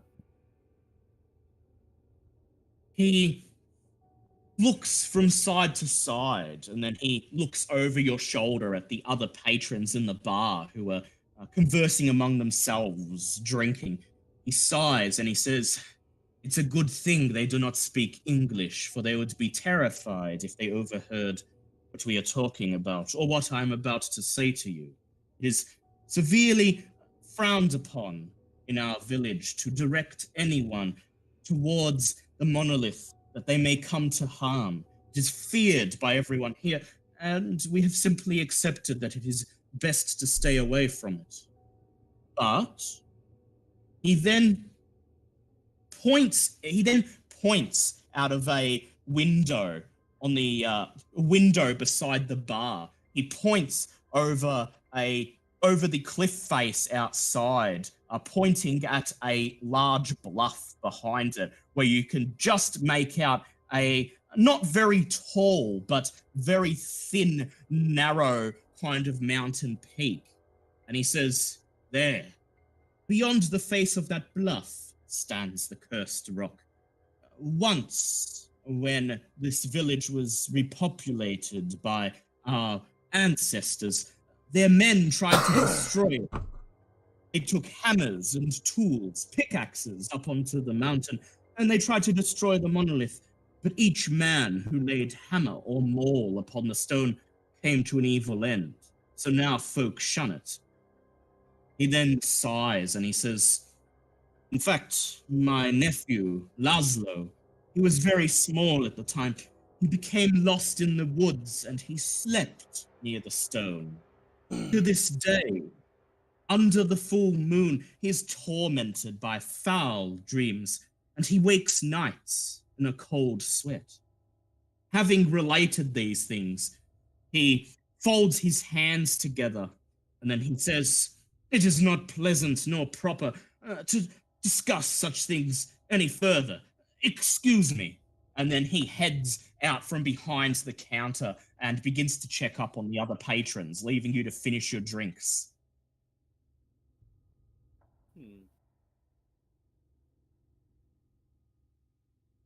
I would like the three of you to actually make send checks, please. Oh, lovely. Lovely. That is a puss. That's a fail for Waldo, unfortunately. Pass for me. Okay, for passing, you lose 1 point of sanity. For failing, you lose 1d3. As I believe Waldo's going to kill himself before we get into the actual adventure. Well, you are in the actual adventure. Oh, sorry, before we actually even get inside the castle and start doing stuff. The bartender's strange words combined with the almost overwhelming atmosphere of this place weigh on your minds, and you can't help feeling slightly disturbed by them. He's given you a couple pieces of information. He's told you how to get to the monolith, namely, just walk up to the mountain summit outside of town. He has told you that, in particular, visiting on the night of the full moon apparently is particularly dangerous. But even though anyone who sleeps or ventures in its vicinity, even on normal nights, apparently experiences something terrifying, including his nephew Laszlo, who slept in its vicinity as a young child. May be worth questioning him. I will point out that as you get up from the bar and quickly register one of the rooms in the inn for a couple nights, just in case you need them, as he's writing down the registry and crossing off days on a calendar to mark the nights you are staying, you can't help but through the gates of hell. That the night of the full moon is actually... 1 second, Dale. Yep. Peaches the Pirate, thank you so very much for the follow, and welcome to Middle Crew. Welcome. You can't help but notice as he marks off the nights you are staying on your calendar until the cart comes back, that the full moon is actually tomorrow night. Meaning that you will have the opportunity while you are staying here to visit the monolith on the night of the full moon. Okay, so you're probably a bit overwhelmed. You're in this strange village. You're not sure what's going on. So I'd like the three of you to make intelligence checks, please, to try and piece what you've learned together so far. That's valid for me. What checks are we doing? Intelligence. Just intelligence check. Can I push that? Oh, yes, you can push it. Thank you. I'll push that one. Oh, I'm glad I pushed that. That's 17. Would you like to push it, M1? I would very much like to. Push Okay, it real good. The group has passed. 2 out of 3 group has passed. Okay. So the way you see it, you have several options. You can visit the monolith either during the day, tonight on a normal night, or tomorrow night on the night of the full moon. You may locate and question bartender's son, Laszlo, about his own experiences. You may head to the local schoolhouse and see maybe if they have any sort of library or any source of information about local superstitions. Or you may head about a day out of town back to the tomb of the count that was pointed out to you on the way here. I would like to go to the monolith if at all possible. right now during the day? Yeah, during the day. Who else would like to join him? I will join Mr. Wilbur. All right, so I guess Waldo Dinzo is going to go along too. I will follow. Yep. So your heart is set on visiting the Monolith. Luckily, it's only mid-afternoon, so there's still plenty of time until it's dark. You make your way through the almost deserted village and begin walking down the trail that leads up to the mountain summit. A narrow trail winds up the mountainside to the summit where the black monolith soars. The stone is octagonal in cross-section, about 16 feet tall and about 18 inches thick. It had evidently once been highly polished, but the sides are scratched as if savage efforts had been made once upon a time to deface it. You recall that the bartender explained that when the village was repopulated, his ancestors attempted to destroy it. However, little more was accomplished than simply flaking off bits of stone and mutilating the strange characters that are carved into its surface. Even during the day, the stone has an ominous feeling about it. And I'd like you all to make SAN checks as you gaze upon the stone. There's a pass. Foul from me. Fail. This is gonna hurt. All right, here we go. Oh, Ah. oh wow. Okay. If you pass, you lose 1. If you fail, 1d3. Is it ever possible to like not lose any sand? Yeah, it's just Understand, Jack? these ones are quite harmful to your psyche. Yeah, not outwardly horrific. There's just something a little bit off here. So there appears to be nothing much on the mountain summit other than the stone and a couple of nearby peaks and cliff faces that tower around you, sort of surrounding the summit as if it's been perfectly carved, a stone bowl out of a large chunk of earth. There's nothing outwardly scary about it. It just doesn't feel right. What would you like to do here? I'm gonna just follow Mr. Wilbur's. I would like to set up my spectrometer equipment. Yes. And what would you like it to detect? Fluctuations in what I believe to be spectromagnetic energy. Very well. Make a spot hit, please. It's a foul. Can I push? You hold out the Can I push? spectrometer. Ah, yeah, go ahead. Oh, that's a pass. You assemble your spectrometer. Like last time, it resembles a battery-operated reverse megaphone. You begin circling the monolith, just pointing it. And after a few minutes, it begins to go beep, beep,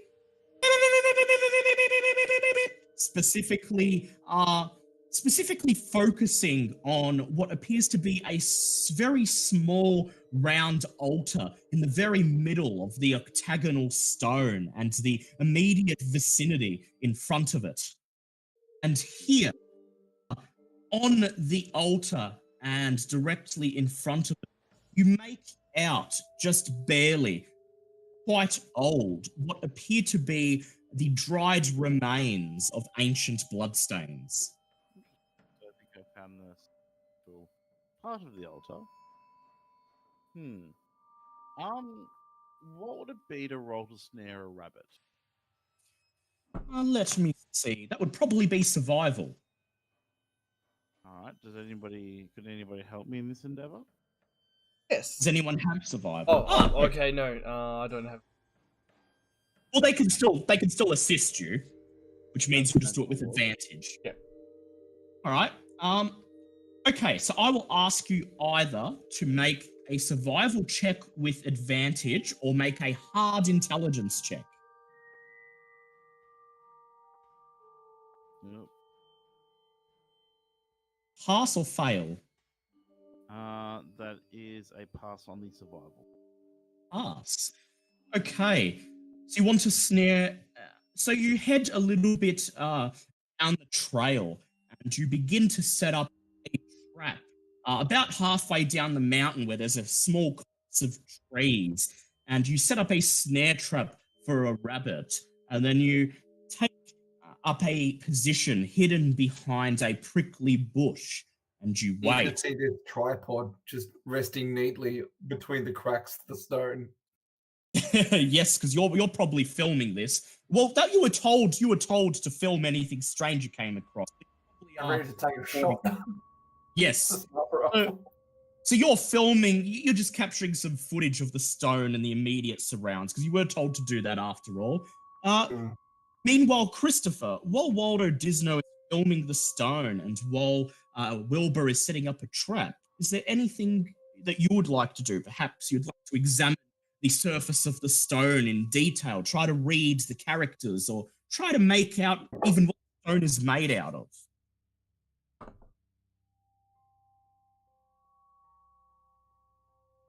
Christopher. Oh, sorry, I thought you were talking to Waldo. Sorry. No.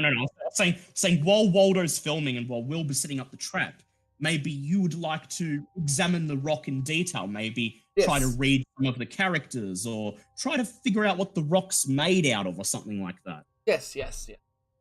So what would you like to do? Um, What do you find to be the most pressing issue? Most of my skills don't really apply to any of this at the moment. Yeah, because you don't have any science, so you probably won't. Well, you could probably try to use your education to try to make out what the rock is. Yeah, I think I'll do that and maybe. And then try to read. Yeah. Okay, make an education check. Make a hard. Okay, that is. I push that. Yes. Okay. Yes, that's a pass. That's 36. So you look at the rock intently and you pull out your cavalry saber and you strike the corner of the rock and break a tiny chip of it away. You pick it up and you just hold it in front of your face, around in your fingers, trying to determine what it is. And you determine that the stone is not of any variety you are familiar with. It is evidently volcanic in nature, which is strange because this is the rural mountains of Hungary. It's not an area particularly known for volcanic activity. And furthermore, the rock is extremely hard. Also, what you assumed to be some sort of paint or dyed making it black instead turns out to be its natural color, as the inside of the rock is just as pitch black. Would like to pocket the rock. Yes, go ahead. And if you would like to try characters, I would ask you to I would ask you to make a Cthulhu Mythos check, please. Yes, that's a 5. Good, well done. Okay. So first of all, as you study the characters, you determine that they are not from any commonly known language. They're not Hungarian, and they're not Turkish, and they're not Magyar. So the three major groups of people who lived here, characters are not from any of their languages. Although, as you look at them, you're unable to actually determine their meaning. But they do remind you of something similar, something that you saw in a text in the Order several weeks ago when you were transporting something down the eastern seaboard. A picture of a similar rock with markings somewhere south of Mexico. Okay, Professor Wilbur, you don't happen to have some charcoal and paper on you for a matter of science? You would need all this stuff, wouldn't you? Yes, I would. Do you mind if I borrow some for a bit? I give him a sheath and a rope. And I proceed to make an etching of the writing charcoal on the paper. Yep. You copy down the writing, and now you get a better look at it, and it definitely resembles that writing that picture of the stone in southern Mexico that you saw several weeks ago. You don't know what the significance of that stone was either, although you do remember. In that old picture that someone had made a rough attempt at translating the markings. If only you could remember. Make an intelligence check, please. That is pretty good. Yes, that's a pass. You remember what you read of the partially completed translation of the Mexican stone. And the first few characters had simply been translated as people of the underground, exiles of Kunyan. Although what this means, you do not know. Well, I Uh, guess however, guess that I have the etchings. I can pocket Yeah. it, and take it back with And- me and get it more yeah, take a looked at. Yeah, and you can tell that it's something odd, and they will appreciate that you brought it back. Yes. Do you tell the others about this partially completed translation that you read several weeks ago? Of course. Okay, I would like Waldo Dinzo and Wilbur to please make Cthulhu Mythos checks. Well, Oh, good job, Ooh. Dinzo. no, Michael, Oh, that's hang a on. big- Oh, That's a D10. D10. I had my hopes up for a sec. All right, go ahead. Make another Oh, roll. would have been a mess. Ooh. Nearly. You may both push it if you like. Wait. I didn't pass? Oh, Your Cthulhu Mythos is Cthulhu 5. Mythos is 5. No. Would you both like to push it? Oh, why not? Why the hell? Why not? No. Well, Yeah. That's the reason why not. You can't make any sense. You haven't heard of any of this stuff. The term Kunyan is completely foreign to you, let alone what the exiles of Kunyan would be. Wilbur, I would like you to make a luck check, please. Oh. Is that? Wilbur, go it. wow. Okay, so you sit and wait for the rabbit to come. And actually, you wait so long that the sun begins to set and there is still no rabbit. You continue waiting and waiting as the sky turns purple and the As it falls to twilight, I'd actually like to start to set up the camping Yep. gear. camping and- equipment. Yeah. Yep, go ahead. You set up your camping gear. Well, place you can put it where it's going to be on the ground is right in front of Monolith stone. You're glad that tonight's not a night of the full moon, so Yeah. probably not going to be dangerous, but still. You set up your camping equipment, you set up the tent, and then you leave Dinzo and Christopher to hammer the pegs in and prepare it while you return to the trap. It is now definitely coming tonight. The sky is a deep purple, and the first tendrils of dusk are beginning to snake their way into the mountain clearing, throwing everything into a dull blue darkness. You hear rustling in the bush, and then the sound of the rope being drawn taut as a rabbit is caught in the snare. Success. I'm going to take the rabbit and carry it up to the altar where the sacrificial spot Yep. is. And Yep. I'm going to set up all my spectrograph equipment centered on the thing, and I want to detect it if there is any change. And once that's set up, I hold the rabbit against the altar, and I cut its neck with a belt knife. So the rabbits. Yep. So you carry the rabbit through the stone, and you place it on the little altar, and you just hold it in place idly as you hold out the spectrometer. It makes the same intermittent beeping as before, but there is no particular change. Then you place the spectrometer down on the ground, and you reach for your belt, pull out a utility knife, and slit the rabbit's throat in a quick motion. It quickly bleeds out there on the altar. Your spectrometer continues its intermittent beeping. I would like the three of you to make power checks, please. Jeez. Oh, fail. Can I push it? Yes, you can push it. Damn Can it. I spend three? Can I spend 3 luck? Yes. M1, would you like to push yours? I would very much like to. Okay. Let me see. That's Actually- still a failure. Yep. Oh shit! Can I just get 12 luck on the original roll?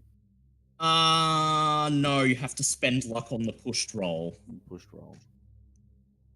17. No, don't worry about it. Okay, so as the spectrometer continues idly beeping, Wilbur and Disno, but not Christopher, you feel a strange, subtle shift in the air as the blood begins to drip onto the altar. There is a sort of breathless intensity that suddenly, momentarily sets in. Glimpses of the cliffs on either side of you, shrouded in shadow, suddenly create the illusion that you are in the center of a vast stone city with cyclopean towers rising above you. I would like you both to make sand checks, please. Oh. Who's that? You and I.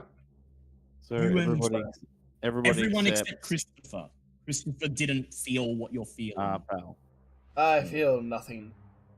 I'm dead inside. Pass for Waldo. Okay, Waldo, you lose 1d3, and Oh.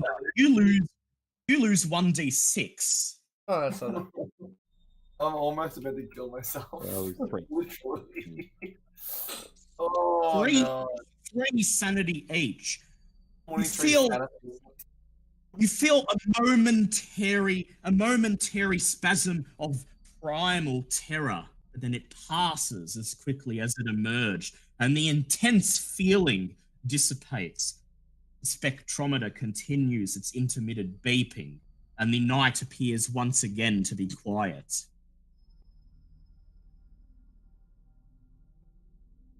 Alright. Jot down my results. But yes, you did get some results. Is there anything you would like to do before retiring into your tent for the night? What do you do? I wish to. Is there any like bits of the rock around? Yeah, there's tiny little chips of it that are flaked all over the ground, presumably from when someone tried to destroy it. And the I'll bit that I'll I've gather it into jars to do some experiments on. Yep. Collect a, yeah, and Christopher's got some too. Collect the little chips and drop them in a jar, and then retire to your tent after a meal of travelers. Pull the zip down on the tent, make sure the coast is clear, and then you do your best sleeping bags and go to sleep. I'd like the three of you to make power checks, please. no nightmares for this captain. Fail. That's a hard pass. Pass. I'm back to failing again, like a professional. Okay.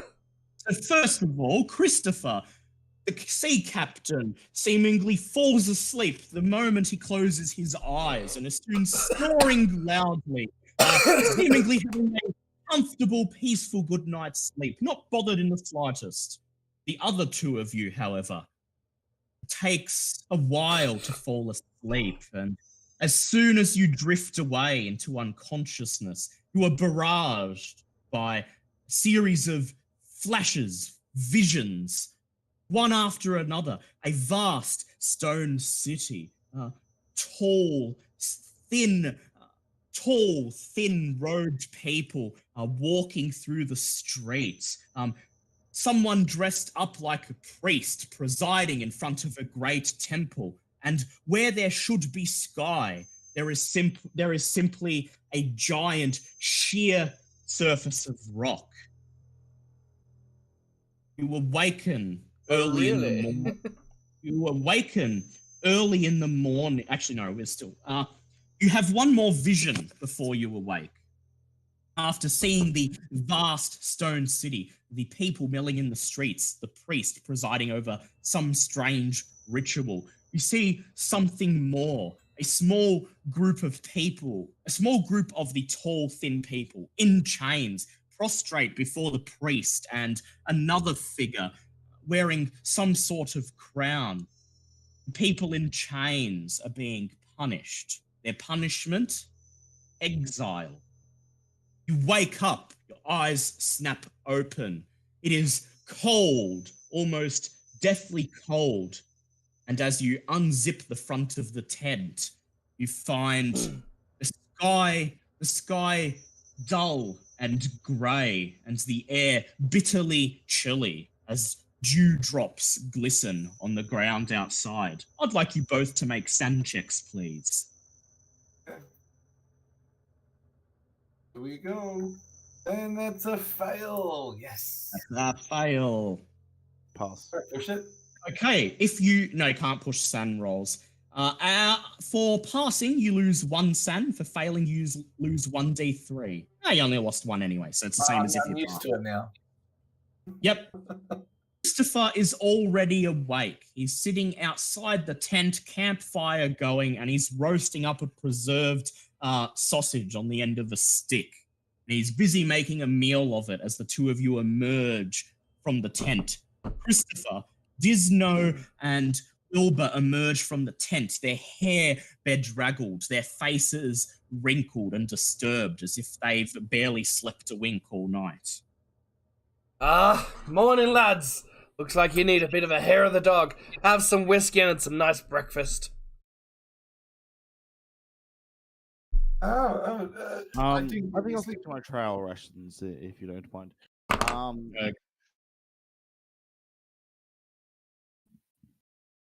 Yep. Disno, you sit down. You partake in the window. I'd like Disno to make a power check, please. Ooh, okay. Just ready my stomach. That is a... That's a fail. Nothing happens. Nothing Okay, happens. I was just rolling to see if the whiskey calmed you down a little bit, but it's fine. Okay, so it is the morning. The morning is quiet, and even though the monolith is much less intimidating during the day, there's still a strange, ominous atmosphere hanging about the area. What would you like to do? Wait for openings? At the school and the church. Yep, there is. Okay, so tonight is the night of the full moon. There is the schoolhouse in the village. There may be some sort of library or something there. You may visit the tavern keeper's son, Laszlo, who has reportedly spent a night by the monolith. But considering you've also done this, may or may not be useful. Or maybe you can visit the tomb of that count, because you can't help but feel that he is somehow caught up in this, given that he's inextricably wrapped with the strange history of this area. Strange things happen. Can I do the library then count? Yes. Because I want to do some research, because everyone thinks there's some sort of vampires, and check out the cross they're making. It's better. But there is. Do the other two of you agree? You're happy to return to town and I would ask like around to get in to the school. schoolhouse? Yep. All right. Disno wants to go to the schoolhouse. What about you, Wilbur? I don't know at this point. I don't have much. We perhaps want to go examine the place where this corpse supposedly lies. Ah, the visit the Count. Yes, the others are planning to do that after the schoolhouse. I'll go with them. Alright, so you're going to head to the schoolhouse first and No, just I'm going to tag the along. library. Oh, yeah, well, that's where you assume it's in the schoolhouse. You assume Oh, that okay, it's okay. the library. All good then. You're not sure, Okay. but you have a feeling. You make your way back down the winding road, down the mountain, back into the village. It's a new day. The village is just as deserted and quiet as it was the day before. Seemingly the same murder of crows waits in the tree, watching you once again cross the town square as you make your way to the schoolhouse. It is just after 10 a.m. by the time you arrive. School is already in session. You grab the big wooden doors in the front of the schoolhouse and open them. Once again, the creak echoes through the small village square. Step inside. I would like the three of you to make spot hidden checks, please. Oh, that's a 17, that is. Ours. No, it's foul for me. Fail. All right, Dinzo. Alright, here I go. I get my monocle on. And I 7. fail. Okay. You enter the schoolroom. You enter the schoolhouse, and you look around. You're expecting to see some sort of reception or something, but the moment you enter, you're in this room with rows of roughly hewn desks where poor-looking village children briefly turn around to look at you before they turn away and go back to staring at the books on their desks. A teacher silently watches as he recites something out of a book that he's holding in his hand.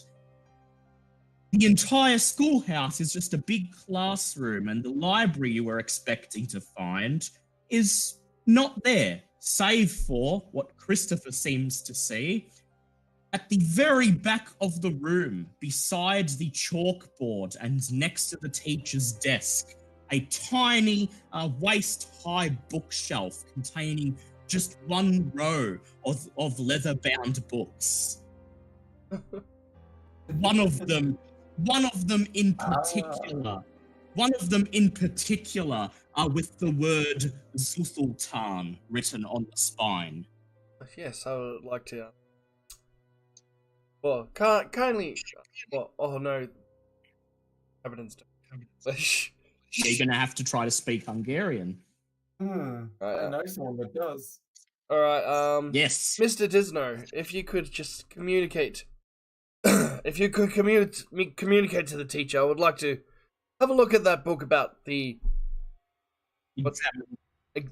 Examine the books. Yeah, examine the books. Yes. Alright.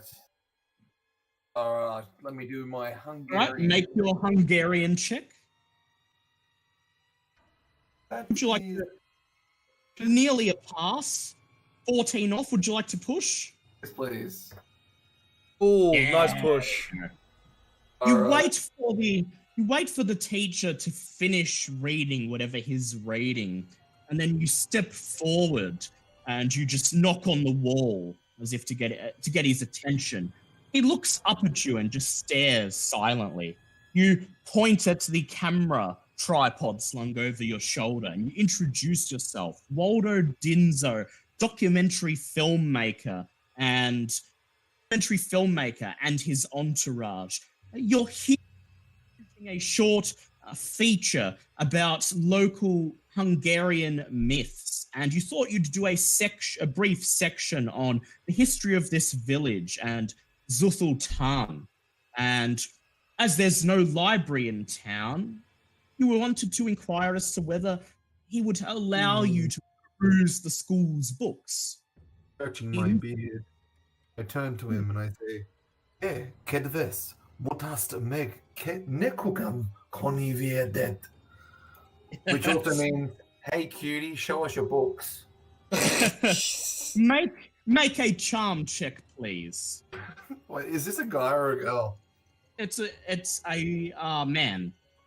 Oh, okay, well, hey cutie. That's fine. Oh, Oh wow. Excellent. he blushes. The schoolmaster blushes, and in Hungarian he says, "Well, it's nice to see outsiders take some interest in our humble little town, if perhaps for reasons that we would rather have forgotten, things that we would rather move past and consign to things that have already happened." He shrugs. He comes over and he holds out his hand. He says, "I'm the schoolmaster here, so much as I can be the schoolmaster. I'm the only one who works here." And he says, "I'm Istvan Zabo." Pleasure to You shake his hand. I am Waldo, and these are my compatriots, Wilbur and Christopher. He nods, and then he turns around and he gets the children's attention, and he says, "All right, children, silent reading on your own for the next 15 minutes. No talking." And then he gestures towards his desk, where there are 2 seats placed in front of it. He walks over to the desk and basically collapses down in his chair. It creaks under his weight. He says, "Please sit down and I'll be happy to help." And I turn to Christopher and I say, Christopher, would you like to take the reins? Yep. So Disno and Wilbur, you sit down in the seats at the teacher's desk while Christopher walks past and begins to peruse the books in the shelf. Christopher, you take out the book labeled Zuthultan and begin to flip through it. Meanwhile, Istvan, the schoolmaster, talks to your 2 companions. He says, "So, you are making a documentary about the..." His voice drops to a whisper, "Monolith. Am I right?" Yes, you can say that. That's for Liam. He says, "Well, few in the village will speak of it. The monolith is the creation of those who lived in the village before us." He says, "Are you aware of the history of this village?" I know enough, but not enough to somehow suggest that I would know any more further input. Please, I would value what you're about to say. Please continue. He says, "Well, you would know that myself, these children, everyone else you've seen here, are not the original inhabitants of this village." He says, "Previously, it was inhabited by a different group of people. Not Hungarian, not Magyar, people of a different race entirely, who had claimed this valley and this village as their own. They built a settlement here, and reluctantly, the Count of the time accepted them as his subjects. He avoided them. Just the same, he avoided them, as did the others who lived in the valley. Says then, in the 1500s, the Turkish invaded, sweeping through the valley, pillaging all they could find. They defeated the Count in battle and razed this village to the ground, executing all of its original inhabitants. It was our descendants who came from outside the valley and resettled here. We renamed the village. It was once called Zuthultan, you see. We are the ones who renamed it to Strigoi Kavar." And you're aware of its history and you decide to stay here? He says, "Well, we thought with the original inhabitants removed, that we could simply ignore the," he lowers his voice to a whisper again, "monolith, and that if we ignored it and forgot that it was there, then we would be able to coexist in peace. He says, you see, it holds no religious significance to us. It was the object of worship for those who lived here before. He says, my personal belief is that they were a witches' coven of some sort. Possibly they and the original villagers were members of a fertility cult of some kind. They conducted horrifying sacrifices. Is there any descendants in the town of the original people? Anyone? He says, to my knowledge, no, there are not. They were all destroyed. He says, though, there are whispered rumors from the time with no written evidence to support it, that during the raid of the Turkish, some of the original inhabitants fled into the mountains, where they have continued to live to this day. He stands up and he says, excuse me. I'm sorry. I must continue my lesson with the children. I hope I've been helpful, and I hope that your friend here has found something of use amongst my personal collection of written works. He says, I do wish you the best of luck with your production. He then gets up and proceeds to the front of the classroom, where he begins to write things on the blackboard, continuing his lesson with the children. I would like Christopher to please make an own language. Actually, these books will be written in Hungarian. So make a Hungarian check, please. Come on. Can I push that, please?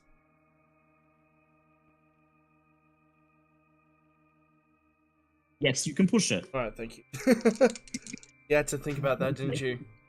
Yes. No, I was about to come off and say, no, that's a B. No, that's... I just passed the Tewaldo and going, Peppy needs help. Yeah.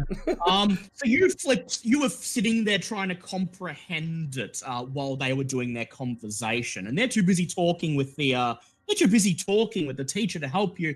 With your very limited understanding of Hungary, you can only make out some of the details. So I would like you to please make a hard education check. Oh, yay. You will still gain only an incomplete understanding of the contents of the book. Incomplete, okay. But still, it's better than something. That is a pass! Okay, so you managed to glean 2 pieces of information from the book with your limited understanding of Hungarian. The first one is that the name Yog-Sothoth, the original name for the village, does not come from any language spoken historically in Hungary, and that linguists who have studied the name have actually made a connection between the name Yog-Sothoth and several Native American languages in Central and South America, including in South Mexico. The second piece of information is that the author of the book believes that the stone monolith was in fact not constructed by the original inhabitants, but that it was always here, or at least was here long before they even arrived, and that they simply chose to settle around it because of the strange influence that it exudes. Do you each, as you all leave the schoolhouse, do you share your respective findings with each other? I told him about the mountains. Yes, Christopher, you were told by Disno that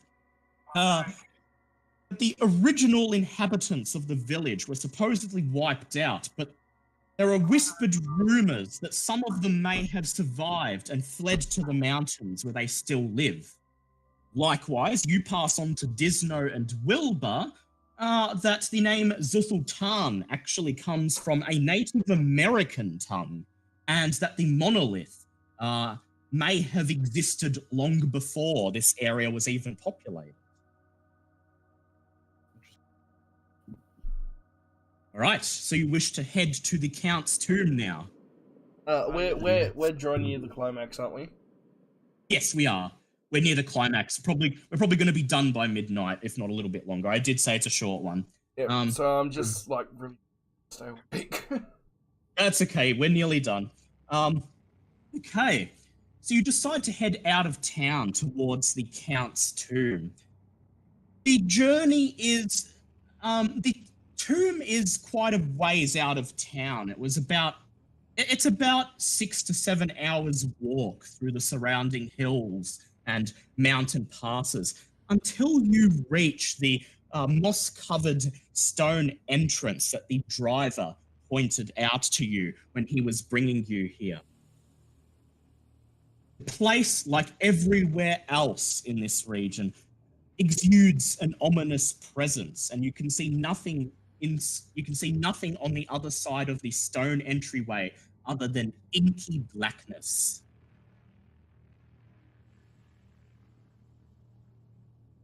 What would you like to do? Light my torch. Yep. Reach over and you light your torch. Through the flickered light of the flame, you can make out some shadows on the other side of the door frame. I'd like all three of you to make hard spot hidden checks, please. Even with As opposed to being able to see nothing. yeah. Ooh. That is a fail. That's okay. We got one pass. Okay. Oh wait, Wilbur. no, I didn't pass. Yeah. Wilbur. On the other side of the stone door, you can make out what appears to be a small square room, a small square room, a grim cavern carved out of the cliff face. It is almost, from what you can see, completely empty, save for a stone mound in the center. Maybe some sort of sarcophagus? You'll have to enter if you want to get a better look. Alright, I'll level my air shotgun. I'll have in one barrel a normal round load and an acid round. All right. So who's going to enter first? I'll go. All right, Disno's going to go first. I produce my tripod and I angle it up. I would suggest those with implements that require them to be closer. Sorry? Yes. So he's suggesting that Christopher goes in first, then Disno, and then Wilbur. Oh, yeah, Any sure. Any objections? I'll have my Your blade drawn as you enter? Yeah, my saber drawn and torch in the other hand. Okay. You see the grim cavern carved out of the cliff face. You draw your weapons, and then with your sword in one hand and your blade in the other, you mean step torch? over. with your sword in one hand and your torch Someone in the other. needs sleep as well.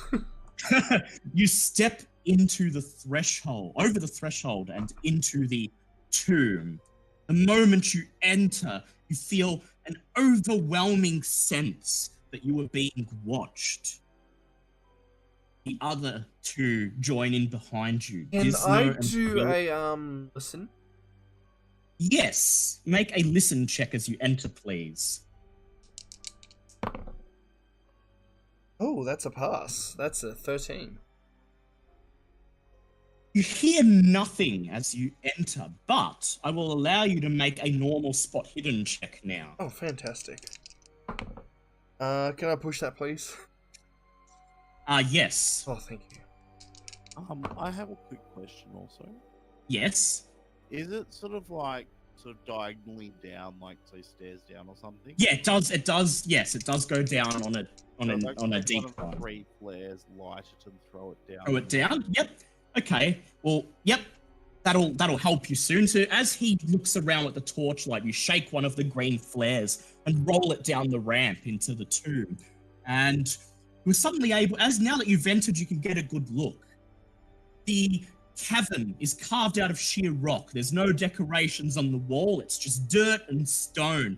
The only thing of note is what appears to be a plain unmarked rectangular sarcophagus in the very center of the tomb, and on the left and right sides of the cavern, seated in roughly hewn stone chairs, two skeletons slumped over, each one holding a spear.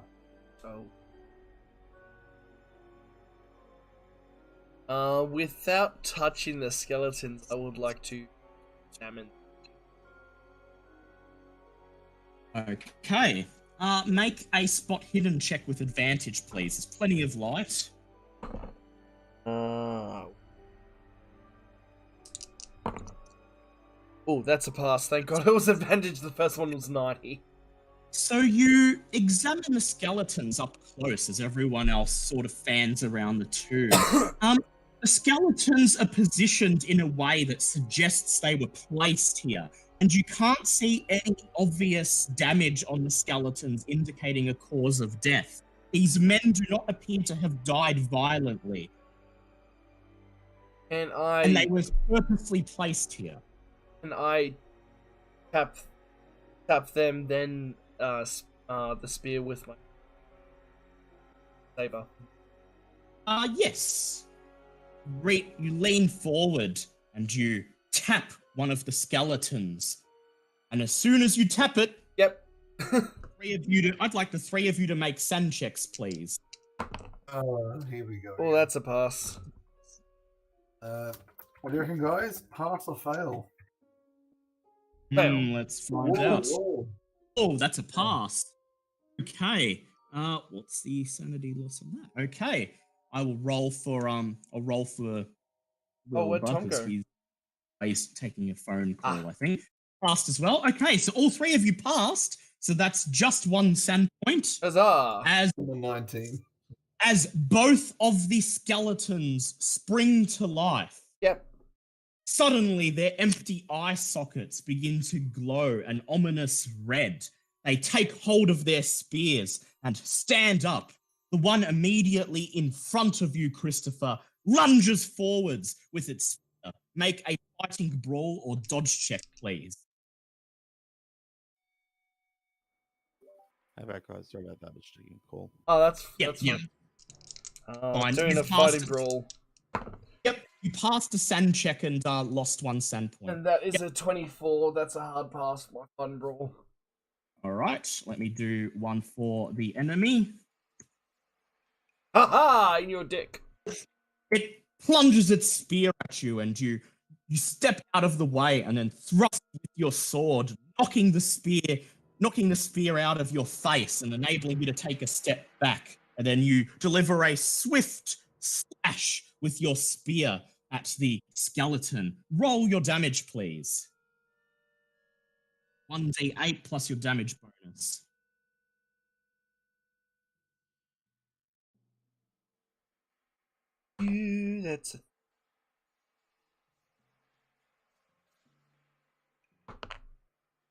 That's 4. 4. Okay, so 4 times 5 is 20. Okay, roll a d100, please. Wait, what? You'll figure out soon enough. Don't worry. Dear God. Okay. That is a 26. Okay, that's a 26. You strike at the skeleton and you shatter some of its rib bones, but it seems to not even register the hit as it continues towards you. Okay, what is the three of you? What is your dex? 70. 70. Disno's is 70, and what is Wilbur's? What is your dex, Wilbur? My dex is 70. 70. Okay, so all three of you have the same dex. Wow. Okay. How are we going to settle Wilbur. this? I'm just going to choose arbitrarily. Okay. Wilbur, you get to go first. All right. I'll level my air rifle. And use the actual underslung air rifle to put a bullet Normal or acid? I'm gonna start with normal and see what happens. All right. Make a firearms check with disadvantage, please. The target is half air after all. It's a skeleton. That is still a pass. Okay. Roll your damage, please.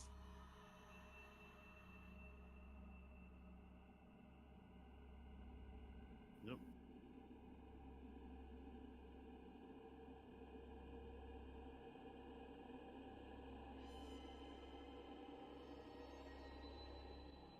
Uh, 6 points of damage.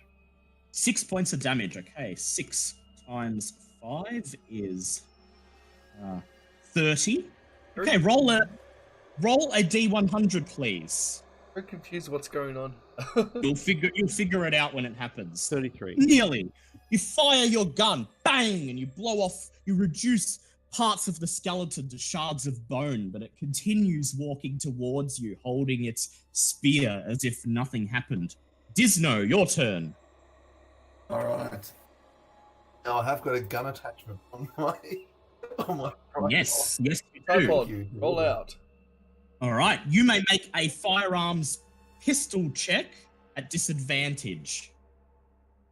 Thanking you as I cock the gun ready to fire. Taking him in. Oh, damn! Bang! Good hit. Okay, roll the damage. That's going to be, for this weapon, the Lee Enfield, 2d6 plus 4 damage. And then it gets doubled. So I'll double that when you roll it. 2d6 plus 4. Ooh, 15. Double that is 30. Wow. And 30 times 5 is 150. Go ahead and roll a d100, please. What's the D100 for? You don't know You'll yet. find out. 51, and it is under 150. So you take aim, holding the leg of your tripod, and then pulling the little mechanism, pulling the little string hook mechanism that Wilbur made to pull the trigger.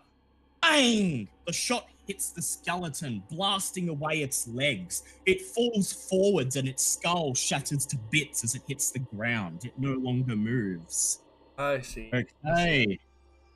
Christopher, you are up. There is one more skeleton. I'll attack it with my saber.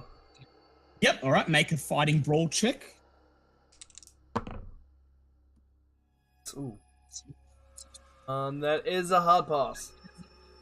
Hard pass. Good. Let me do its check. Oh, Whatever. shit. You slash with your sword. It reaches out with a bony hand, stopping your sword, and then plunges its spear into you. Oh, no. You take 1 point of damage. Okay, it's the skeleton's turn. Now that it has its spear in place, it pulls it back and thrusts again. Make a dodge or fighting brawl check. Fighting brawl again because that's a high. That's a 2. 2, all right. If it rolls 1, which it doesn't, it plunges the spear at you. You knock it out of the way with your sword, kick it in its broken rib, and then swing your sword at it. Roll for damage, please.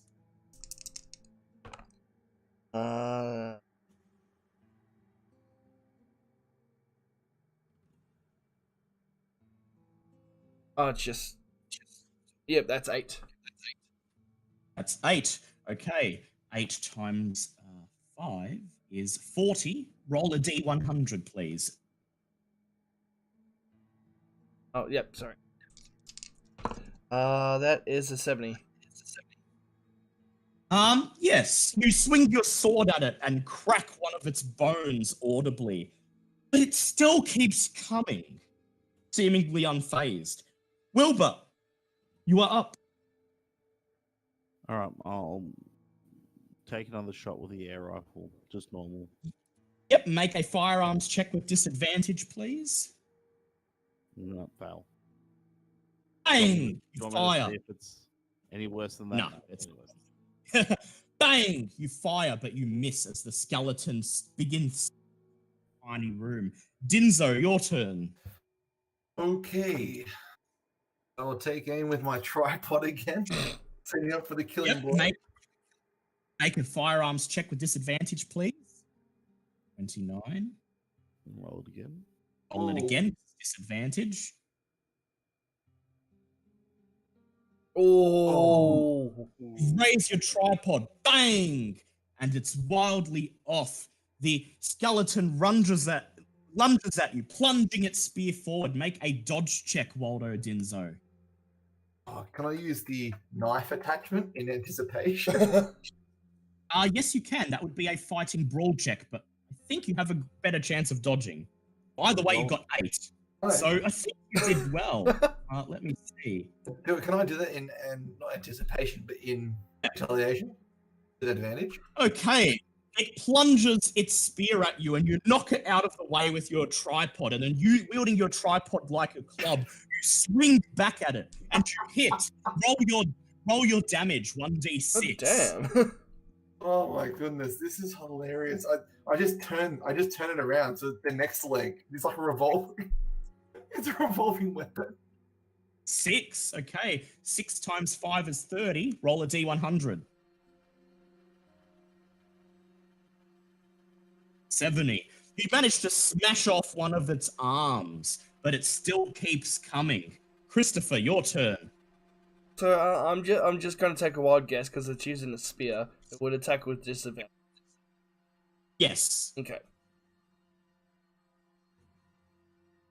Never mind. Yeah, sorry.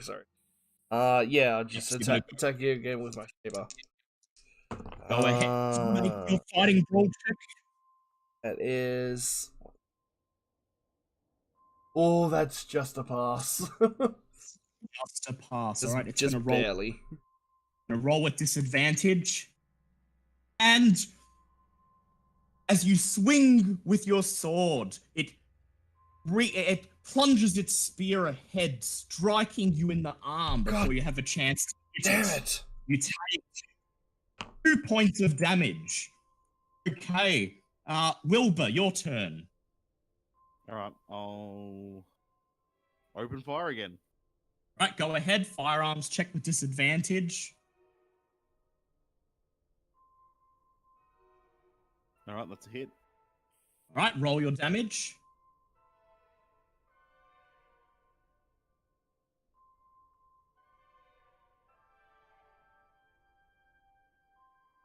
All right, it's 12 points of damage. 12. Okay, 12 times 5 is 60. Roll a d100, please. Damn it. Damn it. It's okay. You blast off a portion of its spinal column. It staggers and then continues slowly walking forward. Dinzo, your turn. All right. I switch it back around to its firearm attachment. Make a firearms check with disadvantage, please. Ooh, bang. Another one because it's disadvantage. Oh, really? Yep. I thought disadvantage means. Oh wow! Ooh, that's been very Wow! good. Okay, you may roll your damage. That's going to be again. Lee and Field. That's going to be 2d6 plus 4 again, but not doubled this time. 6. Okay. 6 times. Actually, I will double it. That'll be 12. 12 times 5 is 60. Roll a d100. Ooh, nice. Waldo Dinzo, you raise your tripod and you fire. The skeleton's head shatters and the pile of bones drops onto the floor with a racket. The tomb is quiet once again. You are safe. I sort of nod my head nonchalantly and say, hang on, headshots count on skeletons? Now that the tomb is empty, there is just the unmarked sarcophagus. Okay. In the dark, dark tomb lives the dark. I guess I will. The other two get the other guys to weapons. Try to open with my Open it? saber. Yep.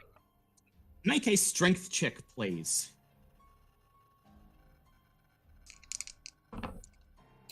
That is crap. I can't remember. Is the 6 the one with the line on the top or the bottom? Bottom. All right, so that's a 6. Yep. All right, you wedge in your rapier, and with a grunt, you force the stone sarcophagus open. Inside of the sarcophagus is empty. This would make sense. The Count's body was supposedly never recovered. What is inside is a square sheet of yellowed parchment. Read the parchment. Grab it and make a luck check. Make a luck check, please, Christopher. That is a 22. That's a pass. To your surprise, the parchment is written in perfectly readable, if archaic English. Ooh. It appears to be an account written by soldiers of the Turkish army, describing how they raided the village, put the heretics to death, and destroyed the Count, a sorcerer. They wrote down a magical ritual that would help anyone who found it if they ever needed to destroy the descendants of the heretics, and placed it in this tomb, leaving 2 of their soldiers behind as God-appointed guardians to watch over the parchment. A spell is written on the parchment. Make a hard intelligence check, please. That is a 4. The spell is create mist. And this is what it does. It costs 2 magic points, and it may be cast instantaneously. The spell causes a dense mist to appear in an shaped volume 10 by 10 feet directly in front of you. The mist obscures vision of anyone on the other side of it for 1d6 plus 4 rounds, and then evaporates without trace. But basically, you cast it, and whoever's on the other side will find it very hard to hit you. The parchment... but vice versa. Yes, it also makes it hard for you to see them, but it might be useful. Yep. The parchment then continues on, explaining how the soldiers took an expedition into the mountains to chase down the remaining heretics. They entered a cavern. Entered a cavern hidden underneath a black monolith, and inside they found something nameless. They were able to subdue it and seal it again, but they were scared off by the people who attended it. And they write that the evil is still sealed there. And so you know where the poet, young Mr. Justin Jeffrey, must have got his inspiration, that something evil still remains under that monolith. Now you have 2 choices. You may conclude this as a job well done, document everything you found, and head back to the States. Or you may wait until tonight, go to the monolith under the night of the full moon, and perhaps try to capture footage of what is actually there. Oh, okay. We've never been given an option like this before. Yes, you may choose to simply declare that your work is done, because you have enough evidence to point to the fact that Justin found something under the monolith. But if you'd like to find out more about that yourself, you have the option to go there tonight and face the climax of the scenario. Oh, what do you guys think? I'd be curious to see it.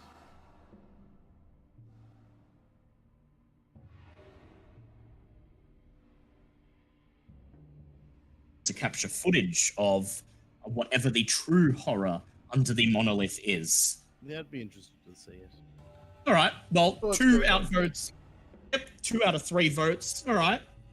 So you pack up your stuff. You take the piece of parchment with you so you can return it to the order. And you make your way back to the village. You stop by the tavern for a quick drink. The innkeeper asks you, you've come back. Search.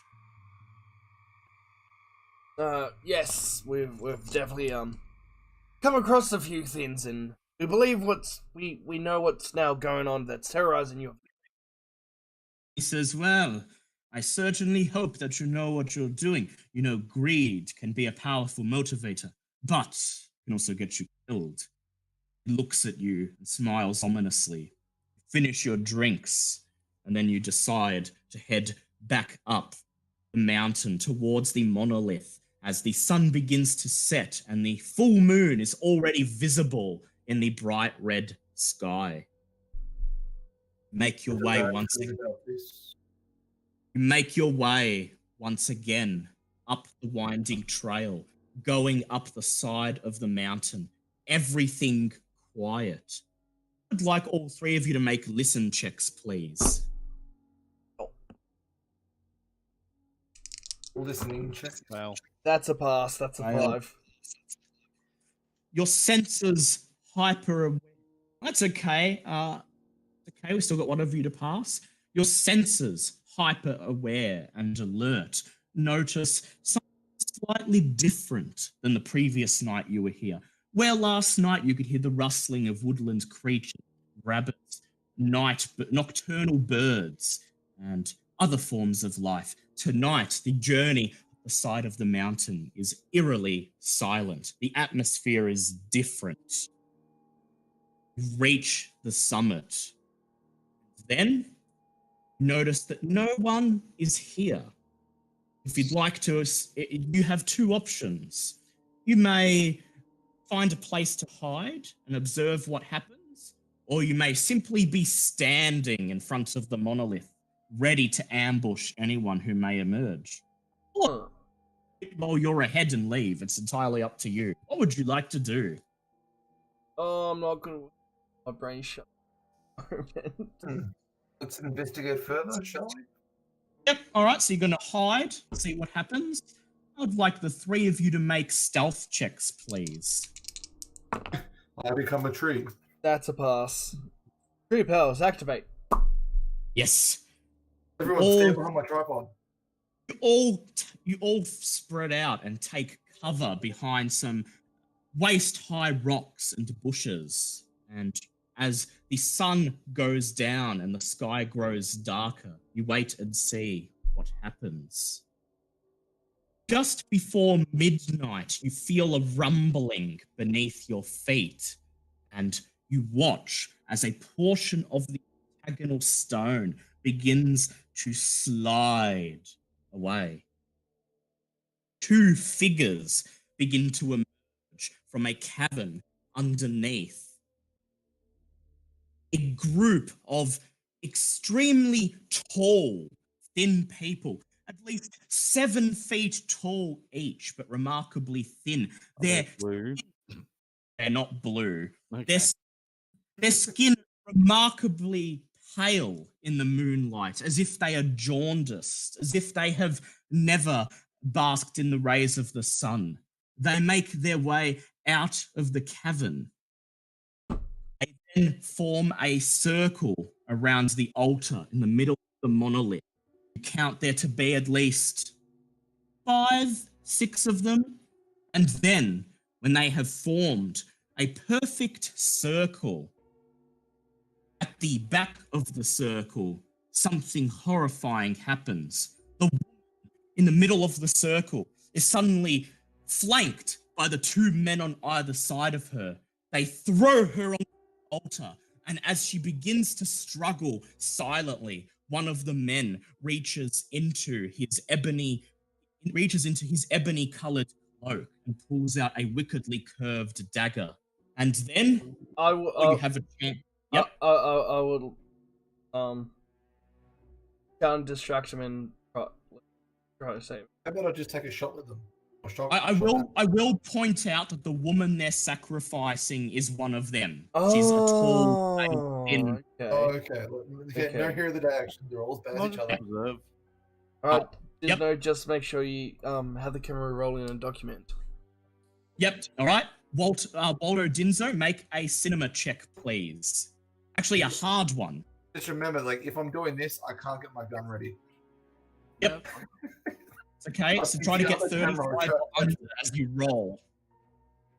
Oh no. That's enough. You set up your camera and you peek out from behind the rock you're hiding. That rock that obscures you, and try to capture these goings on. A woman silently struggles as two of the tall figures hold her down, and then the one holding the wickedly curved black dagger silently steps forward. He barely looks at her and then lazily, with one hand, brings it down, stabbing it into her chest. She struggles feebly and then ceases to move as her blood begins to drip from the altar. Then the figures begin circling the altar. They begin singing a chant, a strange chant in deep, booming voices that chill you, in a language that you have never heard. Suddenly, the chanting stops. There is a flash of light that emanates from the monolith, and the dead woman disappears, replaced with the spectre of a huge green toad-like creature that squats upon the top of the monolith and dominates the followers below. Do you look away? Yep. I'd like... Yep, no. you're just going to look. All right? Everyone who's choosing to look away, make a power check, please. Power check. Well, I'm already looking through the camera, so there's really no point in me doing it. But you can still close your eyes. You can still close your eyes and just let it film if you want to. That's a pass. Yep. So Waldo, Dinzo, are you closing your eyes, or are you just going to continue watching? Let's try. Right, Oh, it's a pass. Okay, so you feel an instinctual terror and you close your eyes, knowing that you're looking at something you shouldn't be able to see. Wilbur, make a sand check, please. Of course. In for a penny, in for a pound. That is a pass. Pass. As you gaze upon the form of Sathogua, lose 1d20 sand. Yeah. Oop. Knew it was going to be one of those.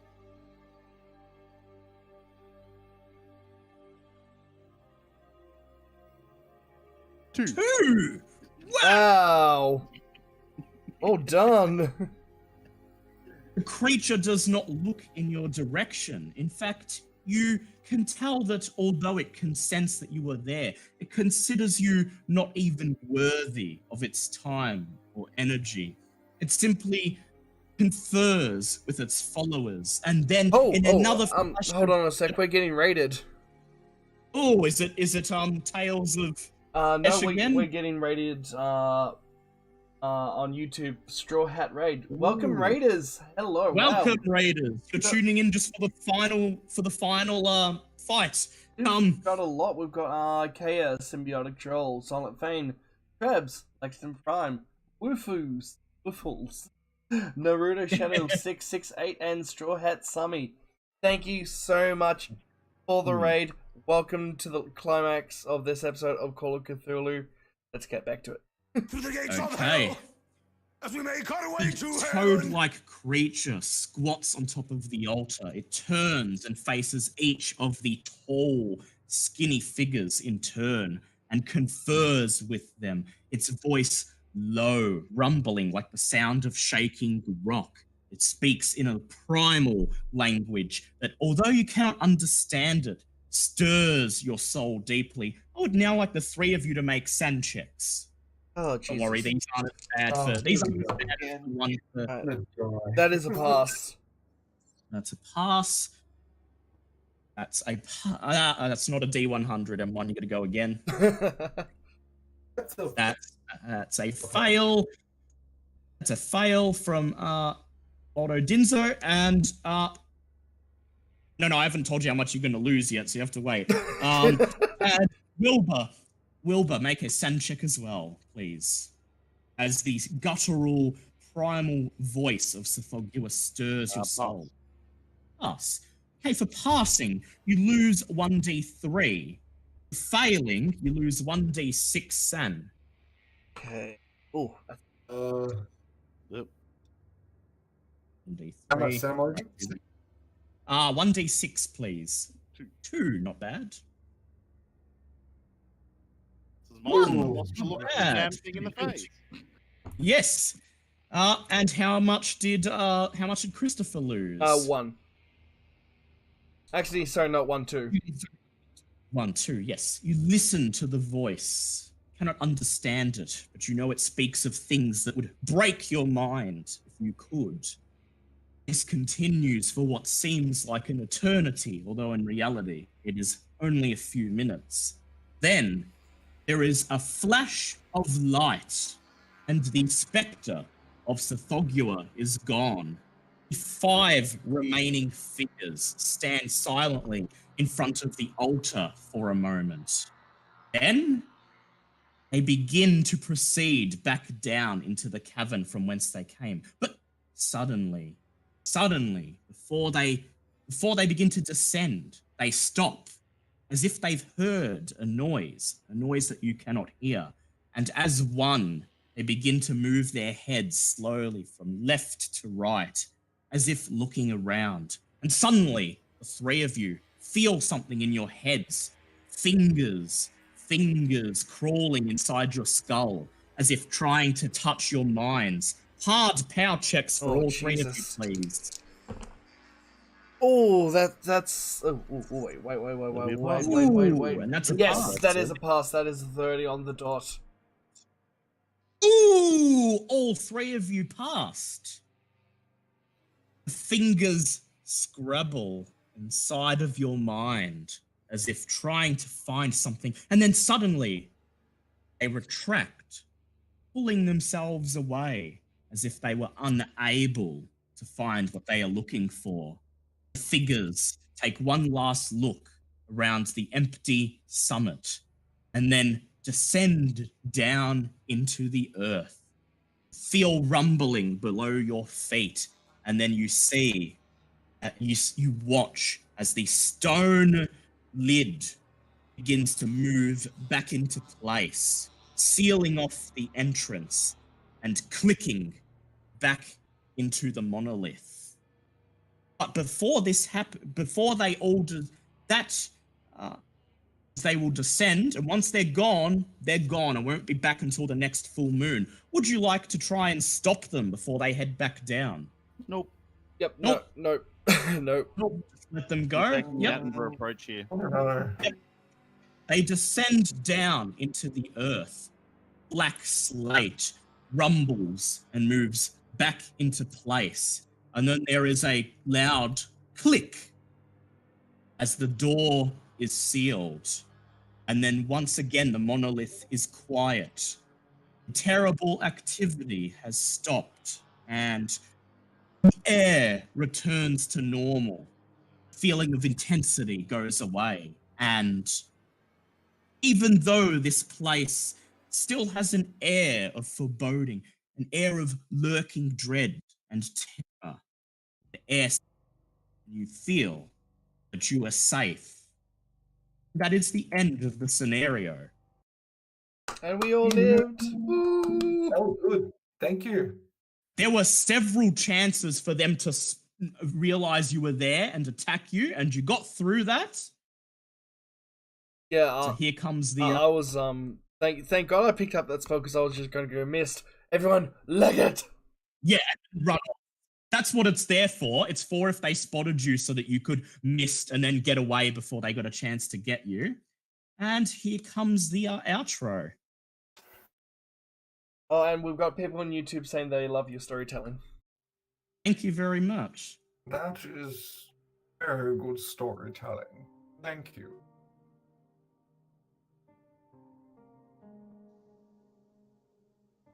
Okay.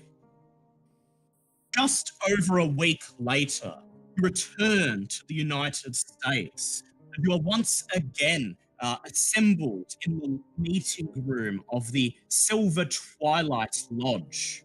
You sit in the seats and wait. Charlie Elwood back. As you enter the room, he puffs on his cigarette and he watches you enter.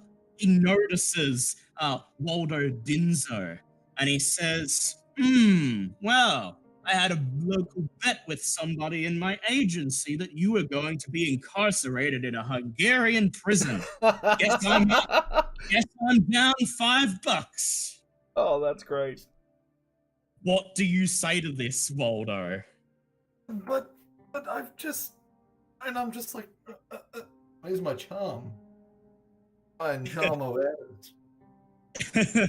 you simply shoot back a glib look and a joke, and then you take a seat, making sure to sit right next to him. He tries to edge away. After all, you cannot be within 15 meters of each other. But there's nowhere for him to go.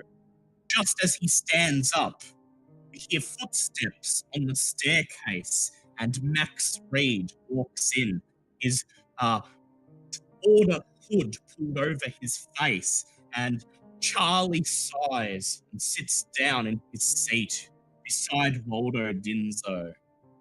Max makes his way past the seats. He looks, gives you quick looks as he walks past you, and then he stands in front of the stone lectern, clears his throat, and he says, I received your wire that you had returned from Europe. He smiles. He says, you are back in one piece. But the important question, how went your search? Is he talking to Disney or all? Talking to all of you. Okay. Well, certainly seen some things I did not want to see. I mean, giant plants is one thing, but a giant toad-looking motherfucker, I have no idea what it is. Just give me some whiskey and set me on my boat and I'll be fine.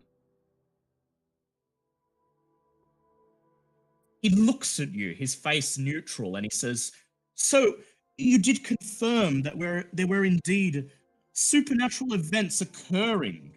Yes, we when did. We got Jeffrey visited Hungary. We got some footage, and we've got some I present the little charcoal rubbings. He takes the charcoal rubbings and the yellow sheet of parchment, and then Waldo Dinzo removes a reel of film from his camera, walks up and places it on the lectern next to the pieces of paper. Max looks down at them and he smiles and he says, and you captured it on film and you brought back writings to do with the disturbance. Excellent. Very, very well done. He says, I don't suppose you managed to end whatever phenomena was occurring there. I was not gonna touch whatever that was. There was some weird things there that night, and they're all got in our brain somehow. But for some reason, they just let go and they just went back down underground. So they're still there, but yeah, can't do anything about it. He says, and so you've learned a valuable lesson. A lesson that the majority of humanity will never comprehend. That sometimes there are things that man is not meant to know. That there are things that should not be meddled in. And that sometimes it is best that these things are left alone. Do either Disno or Wilbur have anything to say? No, I nod. Just keep my thoughts to myself at the moment.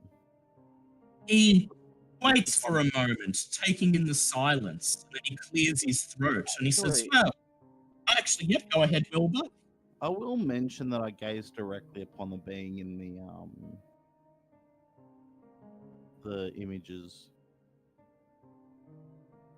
He looks at you, his eyes narrow, and he says, This it is true. You gazed into the face of, what was it you said? What primal name stirred in your mind? Sothogua. So he strokes his chin as if hit with a realization, and he says, very interesting. And you are still of sound mind. Your mind did not break in two upon witnessing for yourself such a thing not of this world. Do you confirm that you are in sound mind? Yep. He as far as I know. smiles. He smiles and he nods and he says, good, good. And his voice almost turns into a kind of sinister purr. He clasps his hands together and he says, very, very well done. You visited the place, discovered the nature of what was happening, gazed upon the intellect responsible for an ancient curse placed upon the land, and came away unharmed. He gestures towards Christopher, save for what I can see there are some minor scratches on the front of your body. Yeah, that's just a few nights off and I'll be fine. He says, very well, very well. I'm very impressed. And those above, in the degrees above, at the higher echelon of the order, will be very pleased indeed. He says, we may have found some people who are finally worthy of entering the inner circle, of guiding humanity to the right future. You have done well, and I would expect to be rewarded. He smiles. He says, you have become quite the useful allies for our order. He says, perhaps your efforts will pay off when the stars are right. And then he silently exits the room, nodding once more as he passes you, and then pulling his head fully over the front of his face and saying nothing more as he descends the staircase. Okay, downtimes, rewards and downtime. Yay! Okay, for discovering the true nature of Justin Jeffrey's poem, you each gain 1d6 send points. Oh yay!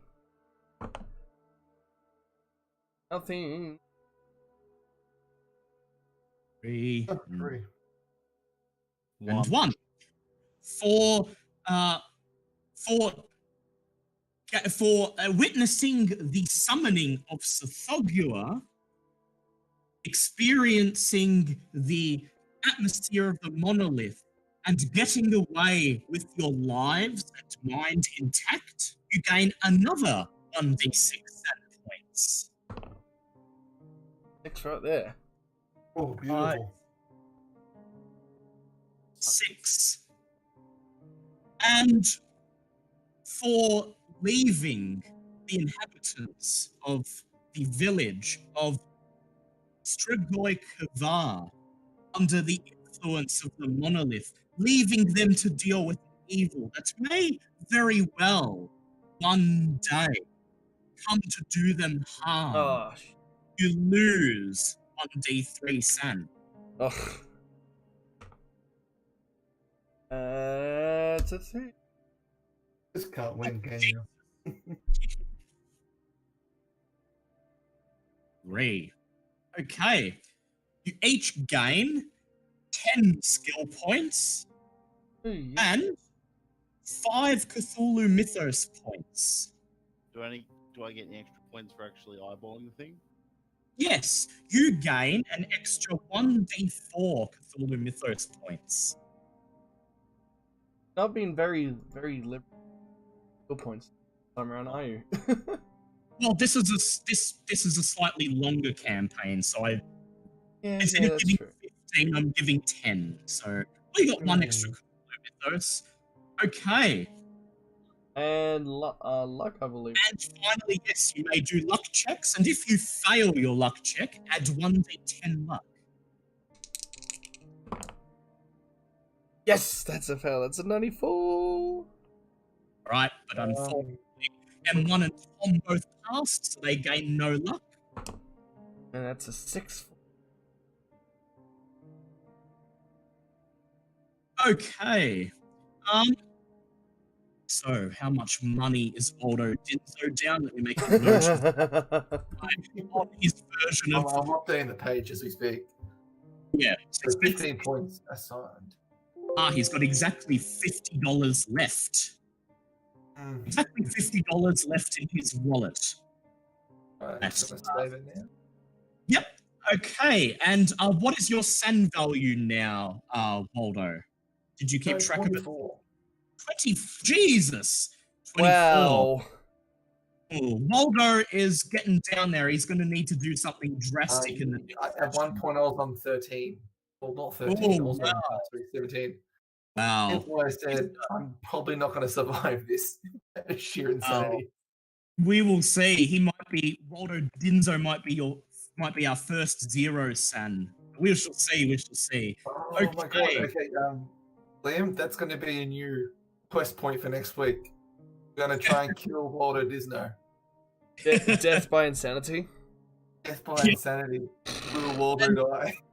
And so, you have gone to Hungary, discovered the source of the People of the Monolith poem, discovered the secret of the People of the Monolith, that they are exiles from an underground realm known only as Kunyan, exiled to the surface for some unspeakable deed and preying upon living in the mountains and continuing the wicked ways of their people for untold generations. You've brought back proof and footage of this phenomena and placed it in the hands of the Order. You have impressed the Order, and next week you will be invited to be inducted into the next rank, whatever benefits that will bring.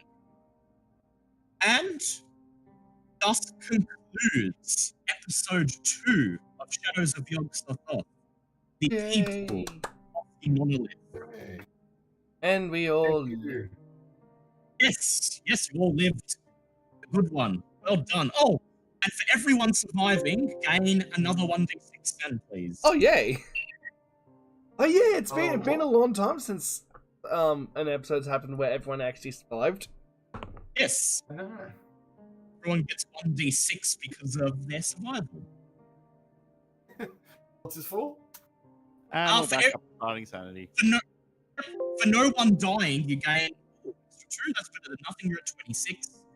Right.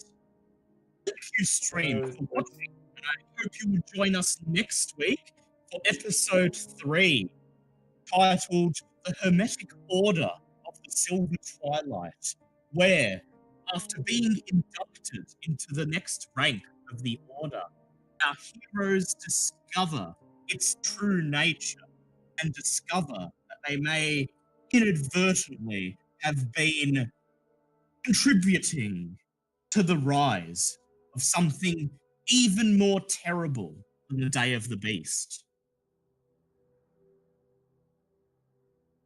Could be more terrible than that. Yep.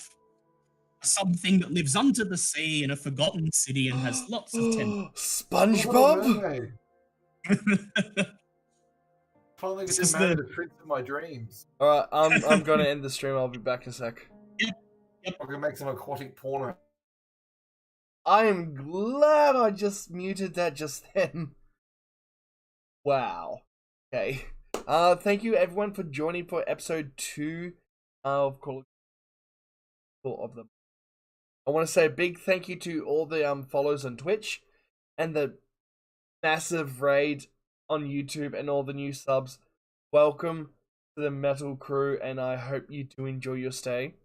Now, before we go, I do have a friend streaming at the moment on Twitch. I would like everyone to go with me and do a raid. Sorry. Right now. If you haven't, make sure you hit that like, sub, follow button. Come join me on the Discord if you want to stay up to date. Pardon. Stay up to date whenever I'm streaming, or if you just out and chill. But thank you so very much. I am Daddy Cthulhu. I am going to put my friend's link in the chat. He's currently streaming Skyrim.